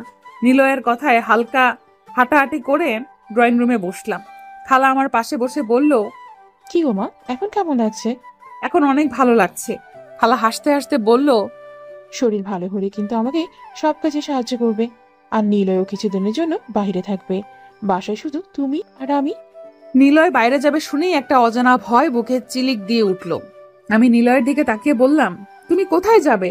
নিলয় আমার দিকে তাকিয়ে যখনই বলতে নিল, আমি ঠিক তখনই খালা নিলয়ের কথাটা কেড়ে নিয়ে বলল, নিলয় রিহাবে যাবে। রিহাবে গেলে নিলয় নেশাটা ছাড়তে পারবে, তাই নিলয় 3 মাসের জন্য রিহাবে যাবে। খালার মুখে এমন কথা শুনে সেদিন আমি কতটা খুশি হয়েছিলাম বোঝানোর ভাষা আমার নেই। কারণ আমার কাছে সব সময় মনে হতো নিলয় নেশা করে বলে নিলয়ের হিতাহিত জ্ঞান কাজ করে না, আর সেজন্যই নিলয় আমার সাথে অমন করে। আর এখন নিলয় রিহাবে গিয়ে কোনো রকমে নেশা ছাড়তে পারলে আমার সকল সমস্যা দূর হয়ে যাবে। বিয়েটা যে করেই হোক না কেন মেনে নিয়েছিলাম। এত কষ্ট দেওয়ার পরও আমি কেমন করে যেন নিলয়ের প্রতি দুর্বল হয়ে গেছিলাম। সত্যি বলতে মেয়েরা কারো কাছে 1000 বার আঘাত পেলেও সামান্য ভালোবাসায় গলে যায়। মেয়েরা খুব মায়াবী হয়, তাদের ভালোবাসা জড়ানো মন বাচ্চাদের মতো মায়া মাখা। তারা একটু ভালোবাসায় গলে টইটুম্বুর হয়ে যায়। আবেগ জড়িত কণ্ঠে নিলয়কে জবাব দিলাম, এটা তো উত্তম সিদ্ধান্ত। তোমার যতদিন লাগে তুমি থেকে আসো, আমি তোমার জন্য অপেক্ষা করব। নিলয় ভরসা দিয়ে বলল, সব ঠিক হয়ে যাবে। তুমি শুধু এ বাসায় খাবে, ঘুমাবে আর খালার সাথে গল্প করবে। 3 মাস পরে আমরা নতুনভাবে সংসার শুরু করব। ওই দিন নিলয়ের এরকম কথা শুনে অনেক শান্তি লেগেছিল। আমি একটা পরম শান্তির নিঃশ্বাস ফেললাম। এমত অবস্থায় খালা বলল, আমি খাবার নিয়ে এসেছি, সবাই একসাথে খাবো। এই বলে খালা রান্নাঘরের দিকে রওনা দিল। খানিকক্ষণ পর খালা 2 হাতে 2টা প্লেট নিয়ে আসলো। আমি খালার হাত থেকে 2টা প্লেট নিয়ে টি টেবিলে রেখে জিজ্ঞেস করলাম, খালা এখানে নিয়ে আসলেন যে খাবার? ভাবলাম টেবিলে না বসে এখানে বসেই টেলিভিশন দেখতে দেখতে খাই। আচ্ছা দাঁড়ো, আমি বাকি জিনিসপত্রগুলো নিয়ে আসি।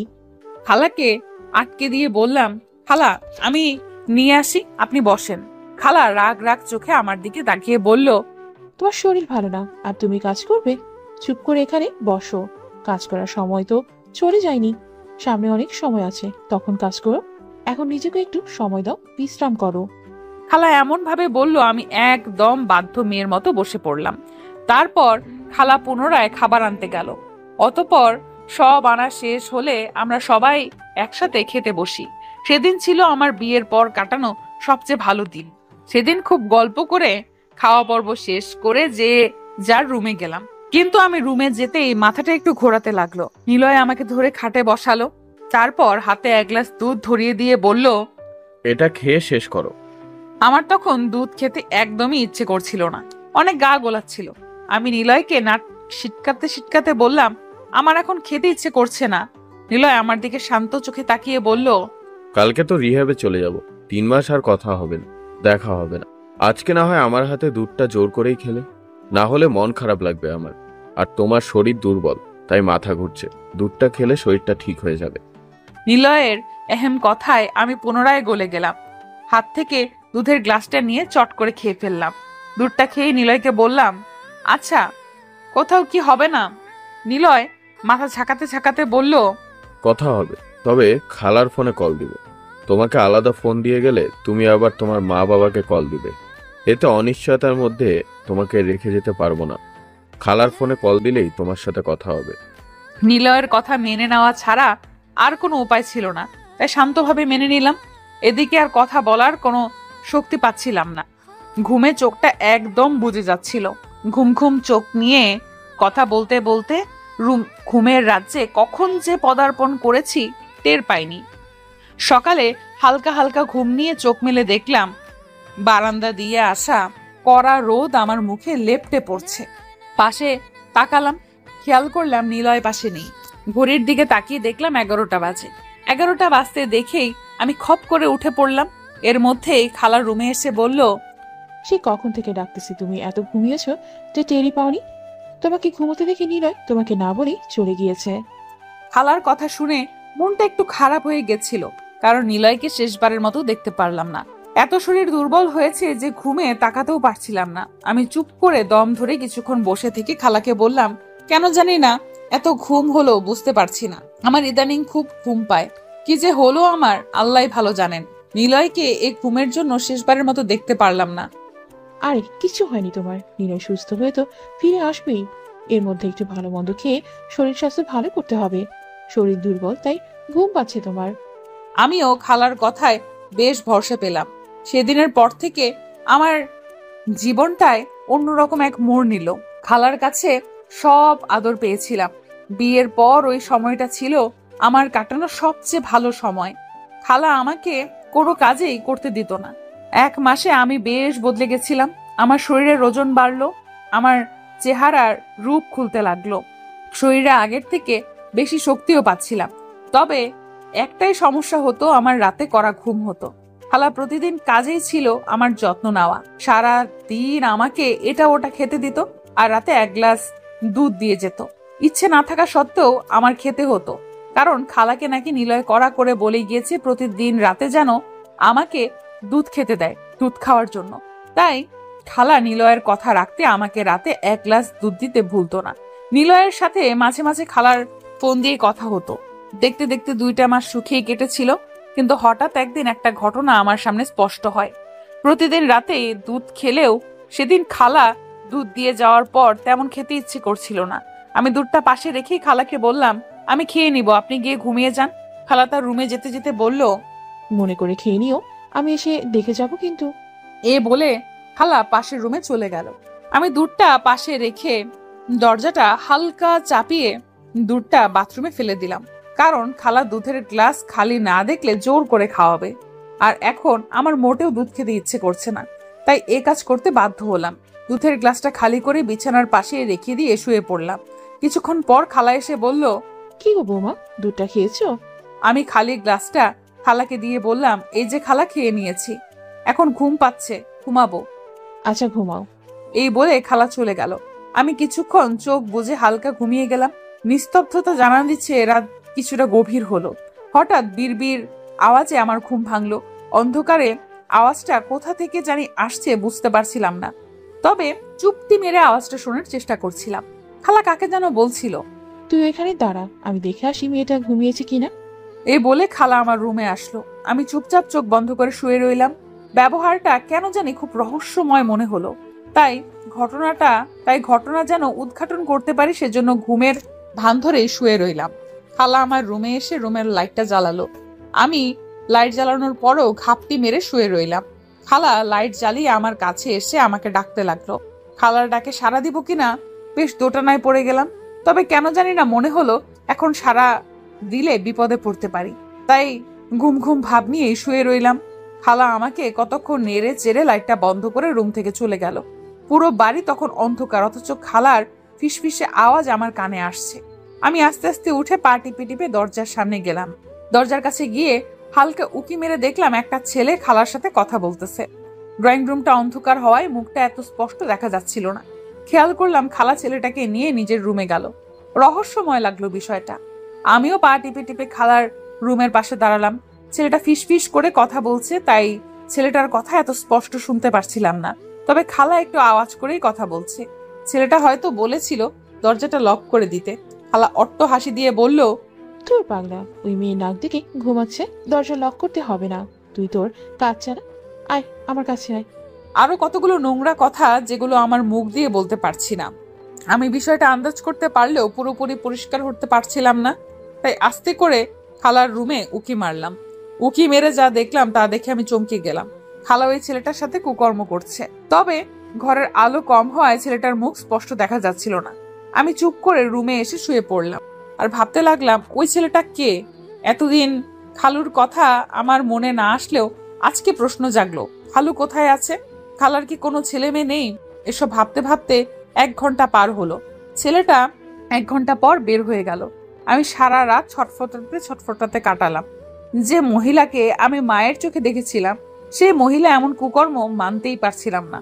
সকালে উঠেই খালার কাছে গেলাম, তবে চেহারাটা প্রতিদিনের মতোই স্বাভাবিক রাখলাম। যাওয়ার সাথে সাথে খালা বলল, কি গো মা, ঘুম হয়েছে? খালার এমন কথা শুনে ঘৃণায় গা জ্বলে গেলেও নিজেকে সংবরণ করে খালাকে বললাম, হ্যাঁ। খালা বলল, এদিকে এসো, তোমার চুলে তেল দিয়ে দিই। আমিও চুলে তেল দেওয়ার জন্য খালার পাশে গিয়ে বসলাম। খালা চুলে তেল দিতে থাকলো। এ সময় খালাকে হুট করে এই প্রশ্ন করে বললাম, খালা, বাসায় আসার পর থেকে আপনাকে দেখছি, খালুকে দেখলাম না, খালু কোথায়? আপনার কি কোনো ছেলে মেয়ে নেই? এই বলে খালার মুখের দিকে তাকালাম। খালা আমার এরকম প্রশ্নে মোটেও প্রস্তুত ছিল না, সেটা খালার মুখ দেখে বোঝা যাচ্ছিল। খালা অপ্রস্তুত গলায় বলল, আমি তো বিয়ে করেছিলাম অনেক আগে। বিয়ের 1 বছর পরেই তোমার খালু মারা যায়। বাচ্চা কাচ্চা হয়নি, তারপর থেকে নিলয়ের কাছেই থাকি। নিলয়েরও কেউ নেই। নিলয়ের বাবা বা নিলয়ের জন্মের পরই মারা যায়, তাই আমি নিলয়ের কাছেই থেকে যাই। তবে পুরোপুরি মানুষ করতে পারি নিজ ছেলেটাকে। এই বলে খালা হু হু করে কাঁদতে লাগলো। আমি খালাকে মিথ্যা সান্ত্বনা দেওয়ার ভান করে বললাম, খালা কাঁদবেন না, আমরা আছি তো। সারাদিন কোনো রকমে কাটলো। রাতে খালা দুধ নিয়ে আসলো, আমি দুধটা খেলাম। খেয়াল করলাম দুধটা খাওয়ার পর খুব ঘুম আসতেছিল। আমার মাথায় প্রশ্ন জাগলো, গতকাল আমি দুধ খাইনি, তাই আমার তেমন ঘুম হয়নি, আর আজকে দুধ খাওয়ার পর থেকে ঘুম ঘুম লাগছে। তাহলে কি খালা দুধে কিছু মিশিয়ে দেয় যাতে করে আমি তার কুকর্ম ধরতে না পারি? এসব ভাবতে ভাবতেই আমি ঘুমিয়ে গেলাম। সকালে খালার ডাকে ঘুম ভাঙলো। খালা বলতে লাগলো, কি গো মা, আর কত ঘুমাবে, ওঠো। এই মহিলাকে ঘুম থেকে উঠেই দেখতে খুব বিরক্ত লাগছিল, তবুও নিজেকে সামলে নিয়ে বললাম, হ্যাঁ খালা উঠতেছি। আমি ঘুম থেকে উঠে ফ্রেশ হয়ে ড্রয়িং রুমে গেলাম। খেয়াল করলাম খালা খাবার নিয়ে বসে আছে। প্রতিদিনের মতো সেদিনও আমাকে জিজ্ঞেস করলো, রাতে ঘুম ভালো হয়েছে তো? আমিও বরাবরের মতোই উত্তর দিলাম, হ্যাঁ। সেদিনও সারাটা দিন আমার অসহ্য ছটফটানিতে কাটলো। রাতের বেলা আমার নজর ছিল খালার উপর। আমি জানতাম খালা দুধ নিয়ে আসবে। আমার ধারণা খালা দুধে কিছু মেশায়, তাই আমি খালাকে একটু নজরে রাখলাম। রাত ঠিক 10টা বাজে খালা গেল আমার জন্য দুধ বানাতে। আমিও চুপি চুপি রান্নাঘরের পাশে গিয়ে দাঁড়ালাম। দেখলাম খালা প্যাকেট থেকে 3টা ট্যাবলেট দিয়ে মিশিয়ে নাড়তে থাকলো। আমার বুঝতে বাকি রইল না খালা দুধে ঘুমের ওষুধ মেশাচ্ছিল। খালা বুঝে ওঠার আগে আমি সেই জায়গা থেকে প্রস্থান নিলাম। খালা প্রতিদিনের মতো আমার রুমে এসে দুধ খেতে বলল। আমি খালাকে বললাম, খালা রেখে যান, আমি একটু পর খাবো, আমার এখন গা গোলাচ্ছে। আমি রেখে যাচ্ছি, খেয়ে নিও। আমি এসে কিন্তু দেখে যাব। নিলয় ফোন দিয়ে জিজ্ঞেস করেছে খেয়েছি কিনা। আরে খালা চিন্তা করবেন না, আমি কতক্ষণ পর খেয়ে নিব। খালা আমার কথা শুনে রুম থেকে চলে গেল। আমি সুযোগ মতো দুধটা বাথরুমে ফেলে দিলাম। খালা কিছুক্ষণ পর এসে বলল, কি গো মা, দুধটা খেয়েছো? আমি ঘুম ঘুম চোখের ভাব নিয়ে খালাকে খালি গ্লাসটা দেখিয়ে বললাম, এই যে খালা, খেয়ে নিয়েছি, আমার এখন ঘুম পাচ্ছে। খালা হাসতে হাসতে আমার মাথায় হাত বুলিয়ে দিয়ে বলল, তুই ঘুমাও মা। বলেই খালা খালি গ্লাসটা নিয়ে চলে গেল। আর আমি ঘুমের ভান ধরে শুয়ে রইলাম। আগে রাতের মতোই কিছুক্ষণ পর একটা ফিসফিসের আওয়াজ পেলাম। আওয়াজটা পেয়ে আমি একদম মরার মতো পড়ে রইলাম। গত রাতের মতো খালা আমার রুমে আসলো, একইভাবে চেক করলো আমি ঘুমিয়েছি কিনা, তারপর লাইটটা বন্ধ করে চলে গেল। আমি কিছুক্ষণ এইভাবেই শুয়ে রইলাম। তারপর আস্তে আস্তে খালার রুমে গেলাম। আজকে খালার রুমে লাইট জ্বালানো ছিল। আমি একটু বেশি খুশি হলাম এই ভেবে যে আজকে ছেলেটার মুখ আমি দেখতে পারবো।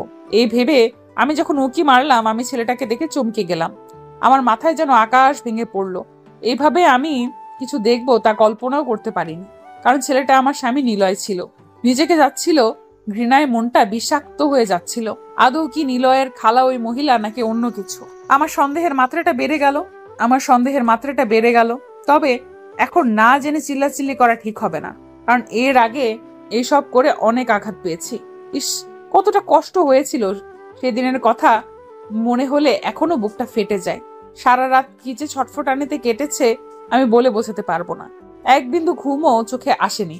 সকালে খালা এসে আমাকে ডাক দিল, কি গো মা বলে। খালার মুখটা দেখে এত ঘৃণা হচ্ছিল যে বলে বোঝাতে পারবো না। তবুও নিজেকে সামলে নিলাম। শুরু হলো আমার নতুন যাত্রা। প্রতিদিন খালা দুধ দিয়ে যেত আর আমি দুধ না খেয়ে ফেলে দিতাম, আর নিলয়কে খালার সাথে নোংরা ভাবে আবিষ্কার করতাম। কেটে গেল 15 দিন। আমার সহ্যের সীমা চলে গিয়েছিল। আমি আর সহ্য করতে পারছিলাম না। এ অসহায় যন্ত্রণা আমাকে চরম ভাবে গ্রাস করতে লাগলো। বিপদময় অধ্যায়টা যেন আমাকে আরো বিষাক্ত করে দিল। তাই একদিন নিলয় আর খালাকে হাতে নাতে রুমের মধ্যে ধরে ফেলি। তারা আমাকে এইভাবে দেখে বেশ চমকে গেল, কারণ তারা তো ভেবেছিল আমি ঘুমিয়ে গিয়েছি। কিন্তু তারা তো এটা জানতো না যে আমি দুধটা না খেয়ে ফেলে দিতাম। খালা বিস্মিত গলায় বলল, তুমি এখানে? জবাবে খালাকে বললাম, কেন, কি ভেবেছিলেন আমি ঘুমিয়ে আছি? আর আপনারা নোংরা কাজ করছেন সেটা আমি কখনো টের পাবো না? আমার ভাবতেও ঘৃণা লাগছে যে আপনি নিজের বোনের ছেলের সাথে এমন করছেন। নিলয় তো রিহাবে গিয়েছিল, তাহলে এখানে আসলো কিভাবে? সারা দিন আমাকে মা মা বলে ডেকে রাতে আমার স্বামীর সাথে নষ্টামি করতেছেন। ছি, এত বড় মুখোশধারী আপনি। আপনাকে নিজের মায়ের মতো মনে করতাম। লজ্জা করলো না হাঁটুর বয়সী ছেলের সাথে এমন কাজ করতে? আদৌ কি আপনারা খালা ভাগ্নে নাকি অন্য কিছু? আমার কথাগুলো শুনে নিলয় তেরে আসতে নিল আমার দিকে। নিলয়ের সেই চিরাচরিত রূপটা আবারও ফুটে উঠল। আমার বুঝতে আর বাকি রইল না কয়েকদিন আগে যা ঘটেছিল সেটা নিলয়ের অভিনয় ছিল, আর এই অভিনয়টাও করেছিল নিজের স্বার্থের জন্য। নিলয় যখন তেরে এসে আমাকে মারতে নিল, শয়তান মহিলা নিলয়কে আটকে দিয়ে বলল, মারতে চাইস না। অনেক কষ্ট করে এ কয়দিনে খানা পিনা দিয়ে নাদুস নুদুস বানাইছি, যাতে করে ভালো উপার্জন করতে পারি।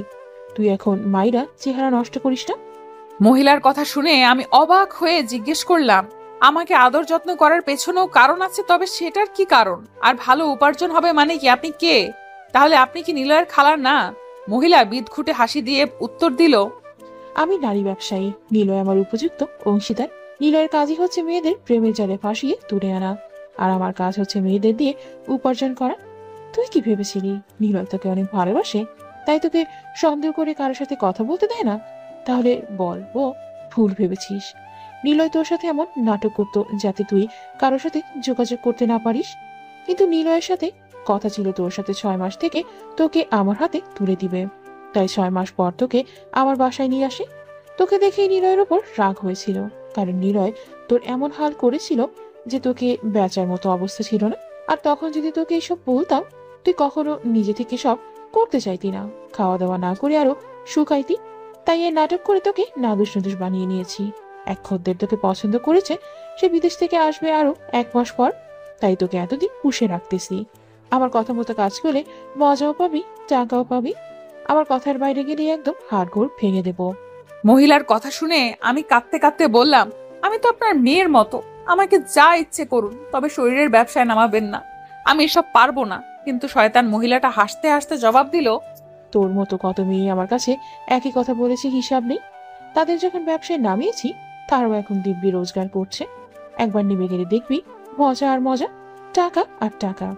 এসব কথা শোনার পর সেখানে দাঁড়িয়ে থাকার মতো রুচি জাগলো না। বুঝে গিয়েছিলাম হাজার কাঁদলেও মহিলা আমার কথা শুনবে না। চুপ করে আমার রুমে চলে আসলাম। কলিজাটা ফেটে যাচ্ছিল। একটা মায়ের বয়সী মহিলা যে কিনা মা মা করতো, সে মহিলার এত নোংরা রূপ হতে পারে ভাবনার বাইরে ছিল। মানুষের মুখের আড়ালে যে এত মুখোশ থাকে, সেটা চেনা বড় দায়। পৃথিবীটা কত বৈচিত্র্যময়। এখানে শত শত মুখোশের আড়ালে মানুষ বেশি শত শত অমানুষের বাস। সেদিন রাতটা আমার কাঁদতে কাঁদতেই গেল। সকালে উঠেই খালা খাবার এনে বলল, আরো 1 মাস সময় নষ্ট করে তোকে পুষতে হবে, না হয় 5 লাখ টাকা হাতছাড়া হবে। এই নে, এই খাবারগুলো গেল। এ বলে খাবারগুলো ফিক্কা মেরে বিছানার উপর রেখে গেল। আমিও গপ গপ করে খাবারগুলো খেয়ে নিলাম। সেদিন খেতে পারলেও পরে আর খাবার গলা দিয়ে নামিনি। সারাদিন শুধু চিন্তা করতাম কিভাবে এখান থেকে বের হব, কিন্তু বের হওয়ার কোনো রাস্তা ছিল না। 2-1 বার পালাতে নিয়েও ব্যর্থ হয়েছি। 1 মাস পর খেয়াল করলাম একজন মধ্যবয়স্ক লোক এসে মহিলার সাথে কি কথা যেন বলছে। মহিলা লোকটাকে আমার ঘরে নিয়ে এসে বলল, এই যে আপনার মাল, আপনি যখন খুশি নিয়ে যেতে পারেন। টাকা দিলে এখনই নিয়ে যেতে পারবেন, তবে দামটা একটু বেশি আগেই বলেছি। খেয়াল করলাম লোকটা আমার দিকে নোংরা নজরে তাকাচ্ছে। একজন বাবার বয়সী লোকের এরকম লোভী চাহনির সাথে আগে পরিচিত ছিলাম না। লোকটার চাহনি দেখে লোকটার প্রতি একটা ঘৃণা জন্মে গেল। লোকটা আমার দিকে তাকিয়ে কতক্ষণ দেখে বলল, আমি মাল আজকেই নিতে চাই, কত টাকা দিব বলেন? এর জন্য 5 লাখ টাকা দিলেও কম হবে, তবে 5 লাখে কথা হয়েছে তাই আর বাড়ালাম না। এজন্যই তো আপনাকে আমি এত পছন্দ করি। এ বলে বিদঘুটে হাসি দিয়ে লোকটা টাকার চেকে স্বাক্ষর করে মহিলার হাতে দিল। আর মহিলাটা, বাবু আপনি সত্যি লক্ষ্মী, এ বলে চাচাতে লাগলো। তারপর লোকটা শয়তান মহিলাটা রুম থেকে বের হয়ে গেল। আর নিলয় আমাকে ধরে বলল, চল তোকে দিয়ে আসি, আর কাজ সুন্দর করে করবি। কোনো অভিযোগ আসলে খবর আছে। আমি নিলয়ের পায়ে ধরে বললাম, আমার সাথে এমন করো না, আমি তো তোমার স্ত্রী। কাজে এসে আমাদের বিয়ে পড়িয়েছে। তুমি আমাকে মারো কাটো যা ইচ্ছা করো, তবু আমাকে এইভাবে অন্যের হাতে নষ্ট হতে দিও না। নিজের বউকে এইভাবে অসম্মান করো না। আমার এই কথা শুনে নিলয় আমার চুলগুলো ধরে বলল, তোকে পুষে আমার লাভ কি বল? তোকে বিক্রি করে 5 লাখ টাকা পেয়েছি, আর বাকি রইল বিয়ের কথা। যে কাজীর কথা বললি সে কাজীও আমার দলের লোক। আর কাজেই মেয়েদের তুলে এনে এভাবে জোর করে বিয়ে করে ফাঁসিয়ে দেওয়া, তোর মতো আর 30-40 মেয়েকে বিয়ে করেছি, তাদের জন্য মায়া হয়নি। আর তুই আসছিস ন্যাকা কান্না নিয়ে। একদম যদি কেঁদেছিস তোকে শেষ করে দেব। লোকটার সাথে যাবি, যা করতে বলবে করবি। যদি কোনো ঝামেলা করেছিস তোকে ওইখানেই পচিয়ে মারব। কথাটা বলেই নিলয় হাত টেনে আমাকে নিতে চাইলো, কিন্তু আমি মেঝেতে শক্ত করে চেপে রইলাম। নিলয়ও আমাকে টেনে হিঁচড়ে নিতে পারছিল না। আমার সাথে জোর খাটিয়ে না পেরে নিলয় শয়তান মহিলাকে ডাক দিল। শয়তান মহিলা এসে বলল, এই মেয়ের সাথে পারছিসটা কেমন পুরুষ হয়েছি। এ বলে শয়তান মহিলাও আমাকে টানতে লাগলো, কিন্তু আমি মেঝেতে শক্ত করে চেপে শুয়ে রইলাম। কেউ টেনেও পারছিল না। শয়তান মহিলাটা বলে উঠল, ওই রুম থেকে সিরিঞ্জ নিয়ে আয়, এই মাইয়ার ইঞ্জেকশন না দিলে নেওয়া যাবে না। খাইয়া দেওয়া ওই মাইয়ার শক্তি বাড়াইয়া দিছি। নিলয় মুখোশধারী মহিলার কথা শুনে পাশের রুম থেকে ইঞ্জেকশন আনতে গেল, আর এদিকে মহিলাটা আমার চুল ধরে টানতে লাগলো। মহিলাটা অসভ্য ভাষায় গালি দিতে লাগলো। সব সময় জানতাম মহিলারা মায়ের জাত হয়, আর সে মায়ের জাতও এতটা নিচু হয় টাকার জন্য সে মহিলাকে না দেখে বুঝতাম না। অতঃপর নিলয় ইঞ্জেকশন এনে বলল, ইঞ্জেকশন এনেছি। মহিলাটা আমার চুল টানতে টানতে বলল, মাইয়ার হাতটা ঠিক করে ধর, আমি ইঞ্জেকশন দিচ্ছি। তারপর দুজনে আমাকে জোর করে ধরে ইঞ্জেকশনটা দিল। ইঞ্জেকশনটা দেওয়ার পর শরীরের সব শক্তি যেন নিমেষেই চলে যেতে লাগলো। মাথাটা চক্কর দিতে লাগলো। তারপর কি হলো বুঝতে পারিনি। শরীরটা বেশ ভারী ভারী লাগছে। নিস্তব্ধতা যেন ঘিরে ধরেছে চারপাশ। কোথাও থেকে সিগারেটের গন্ধ ধেয়ে আসছে। আমার মাথাটা হালকা ব্যথা করতে লাগলো। ব্যথায় চোখটা মেলতে খুব কষ্ট হচ্ছিল। তবুও জোর করে চোখ মেলে চারপাশ দেখে অবাক হয়ে গেলাম। আমি একটা নতুন রুমে শুয়ে আছি। আমি সমস্ত শক্তি খাটিয়ে চোখটা তাকিয়ে দেখলাম সেই বাবার বয়সী লোকটা অর্ধ উলঙ্গ অবস্থায় বসে সিগারেট টেনে ধোঁয়া উড়াচ্ছে, আর আমি বউ সাজে শুয়ে আছি। আমাকে বউ সাজানো হলো কখন বুঝতে পারছিলাম না। হয়তো জ্ঞান চলে যাওয়ার পর খবিশ মহিলাটা আমাকে এইভাবে সাজিয়ে পাঠিয়েছে। আমি ভয়ে শোয়া থেকে উঠে বসে পড়লাম। লোকটা আমাকে বসতে দেখেই সিগারেটটা নিচে ফেলে আমার কাছে এসে বলল, তোমার ঘুম ভাঙার জন্যই এতক্ষণ অপেক্ষা করছিলাম। এই বলে লোকটা আমার দিকে লোভী চোখে তাকালো। লোকটার চাহনি দেখে ভয় পেয়ে বিছানা থেকে উঠে দূরে যেতে চাইলাম, কিন্তু লোকটা আমার হাতটা তার বুকে নিয়ে চাপ দিয়ে ধরে বলল, কোথায় যাচ্ছ? আমাকে ভয় পাচ্ছ কেন? আমি তোমাকে কিছুই করবো না, শুধু আদর করবো। আমাকে খুশি করলে তোমার লাভ, যা চাইবে তাই পাবে। এত টাকা দিয়ে কি করব আমি? একা জীবন আমার, একা জীবনটাকে একটু ভালোবেসে সুন্দর করে দাও। লোকটার কথা শুনে ঘৃণায় বুক ভরে গেল। আমার বাবার মুখটা কল্পনায় আসার পর লোকটাকে দেখে ঘিন ঘিন করতে লাগলো। আমি লোকটার হাত থেকে নিজেকে ছাড়িয়ে নিয়ে বললাম, আমাকে ক্ষমা করে দিন, আমি এসব কাজ করতে পারবো না। আমাকে জোর করে আপনার হাতে তুলে দেওয়া হয়েছে। আমি আপনার মেয়ের বয়সী, নিজের মেয়ে মনে করে ছেড়ে দিন। এ বলে আমি লোকটার থেকে নিজেকে বাঁচাবার জন্য দূরে যেতে লাগলাম, কিন্তু লোকটা আমার হাতটা ধরে টানতে টানতে বলল, আমি তোমাকে 5 লাখ টাকা দিয়ে কিনেছি, সেটা কি এমনি এমনি? ওরা 5 লাখ পেয়েছে, তুমি আমাকে খুশি করলে তোমাকে আরো 1 লাখ দিবে। আসো সুন্দরী, আমার কাছে আসো। এ বলে লোকটা আমাকে এসে জাপটে ধরে আমার উপর সমস্ত শক্তি খাটাতে লাগলো। আমি আমার সমস্ত শক্তি দিয়ে লোকটাকে ধাক্কা দিয়ে সরিয়ে বললাম, আমার কোনো টাকার দরকার নেই, আপনি আমাকে ছেড়ে দিন, আমি এসবে জড়াতে চাই না। লোকটা একটা বিকট হাসি দিয়ে বলল, এর আগে অনেক মেয়েকে কিনেছি, সবাই একই কথা বলেছে, কিন্তু জোর করে করার পর সব ঠিক হয়ে গেছে। একবার আসো, পড়লেই ঠিক হয়ে যাবে। তুমি এ লাইনে নতুন, তাই এমন বলছো। পুরাতন হলে দেখবে এগুলো কিচ্ছু না। আমি তোমার সব কষ্ট দূর করে দেব। বলে এই লোকটা আমার উপর আসতে নিল। আমি আমার শরীরের সমস্ত শক্তি দিয়ে পুনরায় ওনাকে ধাক্কা দিয়ে নিচে ফেলে দিলাম। উনি তাতে আরো ক্ষেপে গিয়ে আমার উপর ঝাঁপিয়ে পড়তে চাইলো। নিজেকে বাঁচানোর জন্য বিছানা থেকে নিচে চলে গেলাম। উনি আরো হিংস্র হয়ে আমার কাছে আসতে লাগলো। আমি ঘরের দরজা খুলে ডাইনিং রুমে দৌড়ে চলে গেলাম। লোকটা আমার পেছন পেছন আসতে নিল। আমিও আর নিজেকে রক্ষা করতে পারছিলাম না। মনে হলো এ জীবনে যাওয়ার আগে মরে যাওয়া ভালো, তবে এ পশুর হাত থেকে মরার আগে নিজেকে বাঁচাতে পারবো তো, সেই চিন্তাই করছিলাম। তারপর এবার কথাগুলো বলে তুলি জোরে জোরে কাঁদতে লাগলো। অপরদিকে তুলির কাহিনী শুনে অরণ্যের চোখে অশ্রুজল চিকচিক করতে লাগলো। অরণ্য তুলির দিকে তাকিয়ে বলল, চুপ হয়ে গেলেন কেন? তুলি আরো জোরে জোরে কাঁদতে লাগলো। অরণ্য তুলির কান্না দেখে হালকা ঝাড়ি দিয়ে বলল, কান্না করলে বুঝবো কিভাবে কি হয়েছে? তুলি কাঁদতে কাঁদতে বলল, তখন আমি কি করব বুঝতে পারছিলাম না। আশেপাশে তাকিয়ে কিছু খুঁজতে লাগলাম, যাতে করে লোকটাকে আঘাত করে নিজেকে বাঁচাতে পারি, কিন্তু তেমন কিছুই পাচ্ছিলাম না। হঠাৎ টেবিলের উপর ফল কাটার ছুরি দেখলাম। সেটা নিয়ে ওনাকে ভয় দেখিয়ে বললাম, আমার কাছে আসলে একদম খুন করে দিব। লোকটা হেসে হেসে বলল, তুমি আমাকে খুন করতে পারবে না, হয়তো ভয় দেখাবে না। কাছে আসো আমার, মামনি চুরিটা ফেলে দাও। পুনরায় লোকটা আমার উপর ঝাঁপিয়ে পড়তে নিল। অপরদিকে লোকটার মুখে মামুনি ডাক শুনে আমার শরীরটা আরো জ্বলে গিয়েছিল। মামুনি ডেকে একটা মেয়ের সম্মান কেড়ে নিতে চাচ্ছে। ছি, ঘৃণায় আমার হিতাহিত বুদ্ধি লোপ পেল। আমি কি করব বুঝতে না পেরে ছুরিটা লোকটার পেটে ঢুকিয়ে দিলাম, আর লোকটার সাথে সাথে নিচে পড়ে গিয়ে ছটফট করতে লাগলো। আমি ভয় পেয়ে গিয়েছিলাম খুব। এইভাবে কাউকে খুন করতে হবে কখনো ভাবিনি। তবে লোকটা মারা যাওয়ার সময় ওই মহিলাকে কল দিয়েছিল।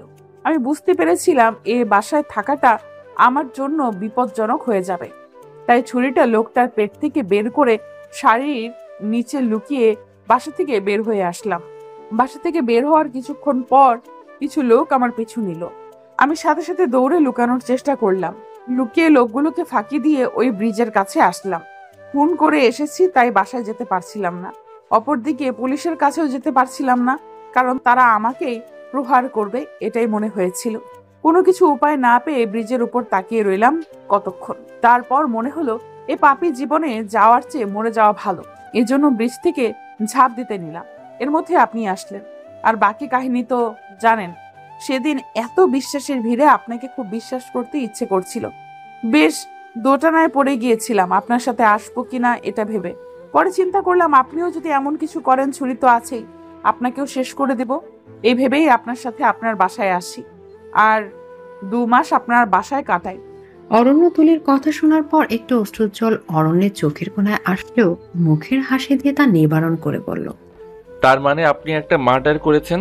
তুলি দীর্ঘ নিঃশ্বাস ফেলে বলল, হ্যাঁ, তবে সেটা আমি পরিস্থিতির শিকার হয়ে করেছি। নিজের সম্মানটাকে বাঁচানোর জন্য বাধ্য হয়ে করতে হয়েছে।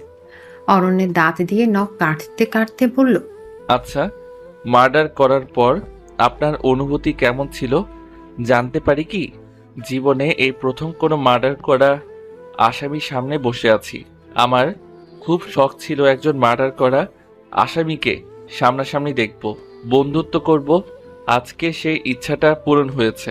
আমার তো বেশ ভালোই লাগছে। তুলি ভালোই বুঝতে পেরেছিল অরণ্য তার সাথে বিষয়টা নিয়েও মজা করছে। এই 2 মাসে অরণ্যকে একটু হলেও চিনেছে সে। বড্ড খামখেয়ালি ছেলে অরণ্য। তাই তুলি ছুরিটা বের করে ঘোরাতে ঘোরাতে বলল, দেখুন, আমি এখনো মানুষ চিনতে ভুল করতে পারি। মানুষের বাইরে আপনি যে কোনো অমানুষ না তার তো কোনো প্রমাণ নেই। অরণ্য ছুরিটা লক্ষ্য করে বলল, ওই রকম কিছু হলে হাতে তো ছুরি আছেই, আমাকে মার্ডার করে দিয়েন। একটা করতে পারছেন, আর একটা করলে সমস্যা হবে না। আসার পর থেকেই ওইটা নিয়েই ঘুরছেন। এই ছুরিটা দেখে কেন জানি একটা ভাব আসছে শরীরটায়। কি পাওয়ার এ ছুরির! একটা মানুষ মেরে ফেললো। দোষটা তো আপনার না, দোষটা ছুরির। কারণ মেরেছে তো ছুরি, আপনি শুধু ছুরিটা ধরেছিলেন। এই যা। অরণ্যের এরকম খামখেয়ালে কথা শুনে তুলি রেগে গিয়ে বলল, থামবেন আপনি? আচ্ছা, থামলাম। তবে আপনি কি কফি বানাতে পারেন? কর্কশ গলা তুলে বলল, না, আমি কোনো রান্না পারি না। অরণ্য হাসতে হাসতে বলল, আমি রেসিপিটা শিখিয়ে দিচ্ছি। সমপরিমাণ পানি, কফি আর চিনি নিয়ে কাঁটা চামচ নিয়ে নাড়তে নাড়তে ফোম বানিয়ে নেবেন। তারপর দুধের উপর ঢেলে গুলিয়ে খেয়ে ফেলবেন। তুলি রাগে চোখে অরণ্যের দিকে তাকালো।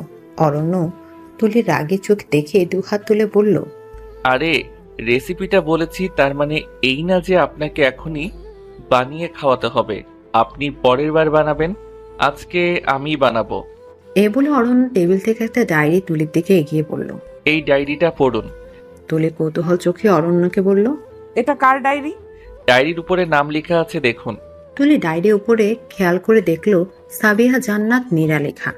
তুলি ডায়েরিটার উপরে নামটা পড়ে বলল, এটা তো কোনো মেয়ের ডায়েরি। হ্যাঁ, তাই তো পড়তে দিয়েছি। ওই মেয়ের অনুমতি ছাড়া আমি কেন ওই মেয়ের ডায়েরি পড়বো? ওই মেয়ের অনুমতি নেওয়া আছে। এটা কি আপনার বউয়ের ডায়েরি? না, আমার বউয়ের নাম তো রূপা ছিল, আর এই মেয়ের নাম নীরা। তুলি সন্দেহ চোখে তাকিয়ে বলল, তাহলে কি এটা আপনার কোনো প্রেমিকার ডায়েরি? আপনি পারেনও কথা পেঁচাতে। আপনি ডায়েরিটা পড়ুন আগে, আমি এর মধ্যে কফিটা বানিয়ে নিয়ে আসছি। অরণ্য এ বলে রুম থেকে প্রস্থান নিল। এদিকে তুলি নিজেকে বেশ হালকা লাগছে আজকে। এতগুলো কথা চেপে রেখে যেন তার ভীষণ যন্ত্রণা হচ্ছিল। আজকে সে যন্ত্রণার একটু পরিত্রাণ মিলল। তুলি হাতে নেওয়া ডায়েরিটা খুলে খেয়াল করলো ডায়েরিটার প্রথম পৃষ্ঠায় কোনো লেখা নেই। পরপর কয়েক পৃষ্ঠা দেখলো, তারপর কয়েক পৃষ্ঠা লেখা না পেয়ে তুলি ভাবলো অরণ্য হয়তো ইচ্ছা করে তুলির সাথে মজা করছে। তুলি রাগে ডালিটা বিছানায় ছুঁড়ে মারার সাথে সাথে একটা মেয়ের ছবি বের করে আসলো। তুলি ডায়েরিটা আবার হাতে নিয়ে মেয়ের ছবিটা ভালো করে দেখলো। তুলি বুঝতে পারলো এই ডায়েরিটার মালিক এই ছবির মেয়েটা। ডায়েরিটা পুনরায় খুলে দেখতে লাগলো। দেখতে দেখতে খেয়াল করলো কয়েক পৃষ্ঠার পর একটা কাহিনী লেখা ছিল। কাহিনীটার প্রথমটুকু পড়ে তুলির বেশ আগ্রহ জাগলো ডায়েরিটা পুরোটা পড়া। তাই পুনরায় সে ডায়েরিটা পড়তে লাগলো। সে সাথে কাহিনীতে ডুব মারলো। আজকে আমার পাকা দেখা এই নিয়ে 13 বার আমাকে পাত্রপক্ষ দেখতে এসেছে, আর প্রতিবারই ঠিক একটা কারণেই বিয়েটা ভেঙে গিয়েছে। বিয়ে ভাঙার বিষয়টা প্রথম অস্বাভাবিক লাগলেও এখন অতি স্বাভাবিক মনে হয়, কারণ কোনো কিছুর পর্যায়ক্রমিক অভ্যাস মানুষকে সেই বিষয়টার প্রতি স্বাভাবিক করে তোলে। প্রতিবারের মতো আজকেও নিজেকে প্রস্তুত করেছি পাত্রপক্ষের সামনে যাওয়ার জন্য, আর আমি সেটা নিশ্চিত যে পাত্রপক্ষ আমাকে দেখার পর সে কাঙ্ক্ষিত ফলাফলই জুটবে। বিয়ে ভাঙার কারণ বলার আগে আমি আমার পরিচয়টা দিইনি। আমি সাবিহা জান্নাত নীরা, অনার্স মাস্টার্স কমপ্লিট করে বেকার জীবনযাপন করছি। আমার মা এবং বাবাকে নিয়ে এই শহরেই বাস। স্বাভাবিকভাবেই মেয়েদের যে গুণগুলো থাকা দরকার সব কিছুই আমার মধ্যে আছে। তার মধ্যে সেলাই কাজ, রান্না, সুতার কাজটাও রপ্ত করে ফেলেছিলাম। কিন্তু আমার এইসব গুণগুলো চাপা পড়ে গিয়েছে আমার শরীরের রঙের কাছে। প্রথম কয়েকবার বিয়ে ভাঙা নিয়ে খুব কষ্ট পেয়েছিলাম, তবে এখন আর সেটা লাগে না। ওই যে বললাম, পর্যায়ক্রমিক অভ্যাস। বিয়ে বাতিল হয়ে যাওয়া কিছু কাহিনী বলি তাহলে। প্রথম আমাকে দেখতে এসেছিল আমার বাসায়। ছেলে সরকারি চাকরি করে, অনেক আশা নিয়েই তাদের সামনে গিয়েছিলাম। আমাকে ছেলে প্রথম দেখেই বলল, আপনি পড়াশোনা শেষ করে চাকরি করছেন না কেন? সাবলীল গলায় উত্তর দিলাম, মন মতো চাকরি জুটছে না। ছেলেটা এবার আমাকে পা থেকে মাথা পর্যন্ত অবলোকন করে সরাসরি মুখের উপর বলে দিল, গায়ের এরকম রং দেখেই বোঝা যাচ্ছে আপনার চাকরি করার যোগ্যতা নেই। সেদিন আমার অনেক কষ্ট হলেও পাত্রপক্ষের সামনে মুচকিয়ে হেসেছিলাম। তারপর পাত্রপক্ষ কল দিয়ে বলল আমার নাকি যোগ্যতা নেই, তাই তারা বাদ দিয়েছে আমাকে। আমার গায়ের রং কালো ছিল, তবে আমি যোগ্য না এটা শোনার জন্য প্রস্তুত ছিলাম না। সেদিন আকাশের দিকে তাকিয়ে নিজের অজান্তে কতক্ষণ কেঁদেছিলাম জানি না। পরের বার দেখতে আসলো যে পাত্র, সে পাত্রও নিজের একটা মস্ত বড় ভুঁড়ি আর গায়ের রং কালো ছিল। সে পাত্র আমার সামনে বসলো, আমার দিকে তাকিয়ে কুতিয়ে দেখলো, তারপর বলল, আমি একটা ফর্সা মেয়ে খুঁজছিলাম, আপনি বেশ কালো, যোগ্যতাও নেই তেমন। লোকটার মুখে এমন কথা শুনে সেদিনও চুপ থাকিনি, নিজেকে এত অপমানিত হতে দেইনি। আর যাই হোক, গায়ের রং দিয়ে যোগ্যতা বাছাই করা বিষয়টা আমার আত্মসম্মানে আঘাত আনলো। তাই মানুষটাকে মুখের উপরই বললাম, আপনি আমার গায়ের রং দেখেই বুঝে ফেলেন আমার যোগ্যতা নেই। আপনার আমাকে পছন্দ না সরাসরি বলে ফেলুন, তবে যোগ্যতা নেই এই কথাটা কেন বলবেন? আর আপনি নিজেও কালো, তাহলে আমাকে কালো বলার আগে একটু ভেবে বলা দরকার ছিল। পাত্র মুখের উপর আমাকে বলে দিল, ছেলেরা কালো হলে কিছু যায় আসে না, কারণ ছেলেরা সমাজের সিংহ। হে বলে লোকটা চলে গেল। আর আমার পরিবারকে কল দিয়ে বলল এরকম কালো মেয়ে তাদের পরিবারের বউ হওয়ার যোগ্যই না। আমি কথাগুলো শুনেই ভাবতে লাগলাম, এই কেমন সমাজ ব্যবস্থা! একটা মেয়ের গায়ের রং কালো হলেই সমস্যা, আর একটা ছেলের গায়ের রং কালো হলেও সেই সমাজের সিংহ। কেন কালো একটা মেয়ে সমাজের সিংহ বা বাঘিনী হতে পারে না? কেন এত প্রভেদ ছেলে আর মেয়ের মধ্যে? সমাজে তো দুইজন মানুষকেই দরকার, অবদান তো দুজন মানুষেরই, তাহলে কেন এত বৈষম্য? কিন্তু এসব ভেবেই লাভ নেই, কারণ সমাজ কখনো পাল্টাবেই না। পরের বার আবার দেখতে আসলো। পাত্র আমাকে দেখে বলল, সত্যি বলতে আমি পরীর মতো সুন্দর বউ চাই, বউরা একটু সুন্দর হওয়া লাগে। হালকা ব্যঙ্গ হাসি দিয়ে বললাম, কেন, বউকে দিয়ে কি মডেলিং করাবেন? আমি জানতাম মডেলরা সুন্দর হওয়া লাগে, এটা জানতাম না যে বউদের সুন্দর হওয়া বাঞ্ছনীয়। লোকটা কথার জবাব না দিয়েই চলে গেল। হয়তো লোকটার কাছে এর উত্তর ছিল না। আর একবার এক পাত্রর কাহিনী দেখে খুব হেসেছিলাম। সেদিন পাত্রের সাথে আমার রেস্টুরেন্টে দেখা করার কথা ছিল। আমি পাত্রের আগে রেস্টুরেন্টে পৌঁছালাম। পাত্র আমাকে দেখেই দৌড়ে পালালো। এটা দেখে হাসতে হাসতে বাসায় আসার পর মা জিজ্ঞেস করলো, কিরে, পাত্রের সাথে কথা হয়েছে? হট্ট হেসে বললাম, পাত্র আমাকে রেস্টুরেন্টে দেখতে গিয়ে পেতনি ভেবে চলে গিয়েছে, কথা বলার সুযোগই পাইনি। কি বলছিস? একটু গুছিয়ে বল হ্যালি রেখে। মুখে কষ্ট চেপে মুখে এক বিন্দু মিথ্যে হাসি নিয়ে বললাম, পাত্র আমাকে দেখে কোনো কথা না বলেই চলে গিয়েছে। মেনে নিলাম আমাকে পছন্দ হয়নি, তার মানে এই না যে আমাকে রেখেই চলে যেতে হবে। আমি তো জোর করে ধরে ওনাকে বিয়ে করতাম না। মা, এবার আমাকে ক্ষমা করো। আর পাত্রের কাছে গিয়ে নিজেকে ছোট করতে পারবো না। আত্মসম্মানে আঘাত লাগে খুব। মা আমার মাথায় তার ডান হাত দিয়ে ধাক্কা দিয়ে বলল, পড়াশোনা শেষ করে তো বেকার বসে আছিস, তোকে ঘরে পালবো নাকি? একটা চাকরি করলে না হয় মেনে নিতাম, তাও তো জোটাতে পারিস না। রিটেনে টিকিস, ভাইবাতে গেলেই বাদ পড়িস। এর মানে বুঝলাম না, ভাইবাতে গিয়ে কি কিছু বলতে পারিস না নাকি? পুনরায় অট্ট হাসলাম। ভাইবাতে তো আমাকে প্রশ্নই করে না। ভাইবাতে আমাকে দেখেই বলে আমাদের এই পদের জন্য একটা স্মার্ট মেয়ে দরকার। অথচ যে সব মেয়েরা সিলেক্ট হয় তারা আমার থেকেও অযোগ্য। শুধুমাত্র আমার চামড়ার জন্যই আমাকে বাদ পড়তে হয়। সেখানে কেউ আমার যোগ্যতা দেখে না মা। সেখানে সবাই আমার চেহারা দেখেই বলে ফেলতে পারি। আমি সে কাজ করতে পারবো না। সত্যি বলতে এরকম কালো হওয়ার পেছনে আমার দোষটা কোথায় বলতে পারবে? মা আমার কথা শুনে জবাব না দিয়েই চলে গেল। আর এদিকে আমি ভিতরে ভিতরে ভেঙে যাচ্ছিলাম, আবার নিজেকে গড়ে নিচ্ছিলাম। অনার্সে ওঠার পর একটা প্রেমও করেছিল। সে প্রেমটা 2 মাসের উপর টেকেনি। আমি বুঝতে পেরেছিলাম ছেলেটা আমাকেই ভালোবাসে না, কারণ রিলেশনের 1 মাস পর থেকেই শুধু শারীরিক সম্পর্কের জন্যই বলতো। তখনই বুঝতে পেরেছিলাম ছেলেটা আমাকে বিকৃতভাবে পাওয়ার জন্য আমার সাথে প্রেমের নাটক করছে। তাই শারীরিক সম্পর্ক করতে রাজি হয়নি। আর এই জন্যই আমার বিএফ আমাকে কালো বলে ব্রেকআপ করে দিল। কয়েকদিন পর দেখলাম একটা সুন্দর মেয়ে নিয়ে ক্যাম্পাসে ঘুরে বেড়াচ্ছে। আমার সেই দিন কি যে কষ্ট হয়েছিল বলার ভাষাই নেই। অথচ ছেলেটাকে মনে প্রাণে অনেক ভালোবেসেছিলাম। এইভাবেই বিভিন্ন অনাকাঙ্ক্ষিত ঘটনা দিয়ে আমি আমার জীবনের এতটা বছর পার করেছি। যাই হোক, এবার কাহিনীতে আসা যাক। পাত্রপক্ষ আসলো আমাকে দেখতে। মা আমাকে ডাক দিয়ে হাতে শরবত গ্লাস ধরিয়ে বলল, যা মা, ওদের সামনে যা। মায়ের কথা শুনেই শরবতটা নিয়ে যখনই যেতে নিলাম, ঠিক তখনই মা আমাকে ডেকে তার কাপড়ের আঁচল দিয়ে আমার চোখের নিচে কাজল মুছতে লাগলো। আমি মাকে এরকম করতে দেখে বললাম, মা তুমি কাজল মুছতেছো কেন?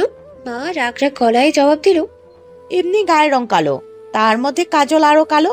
কাজলটা মুছলে একটু ফর্সা লাগবে। অসহায় গলায় মাকে বললাম, মা কাজল পরতে আমার ভালো লাগে, বুঝো না দয়া করে। মা আমার দিকে বড় বড় চোখ করে তাকিয়ে বলল, ভালো লাগলেও আজকে পরা যাবে না। কাজল ফর্সা মেয়েদের জন্য, কালোদের জন্য নয়। আমি আর কিচ্ছু বললাম না। মা কাজলটা ভালো করেই মুছেছে। হাতে 1 গাদা পাউডার দিয়ে আমার মুখে দিয়ে বলল, এবার যা, এবার তোকে একটু ফর্সা লাগছে। আমি দীর্ঘ শ্বাস ফেললাম। চোখের কোণে শিশির বিন্দুটা মুছে নিলাম শাড়ির আঁচল দিয়ে। অতঃপর হাতে শরবতের গ্লাস নিয়ে পাত্রপক্ষের সামনে গেলাম। পাত্রপক্ষের সামনে গিয়ে আমার প্রথমেই চোখ গেল পাত্রের দিকে। পাত্রকে দেখে আমি ভেবেই নিয়েছি এই জায়গায় আমার বিয়েই হবে না, কারণ পাত্র দেখতে অনেক সুন্দর ছিল। আর এত সুন্দর ছেলে আমাকে বিয়ে করবে সেটা সম্ভবই না। শরবতটা টেবিলে রেখে আমি পাশেই দাঁড়ালাম। পাত্রের পাশে থাকা মহিলা আমাকে বলল, তুমি দাঁড়িয়ে আছো কেন?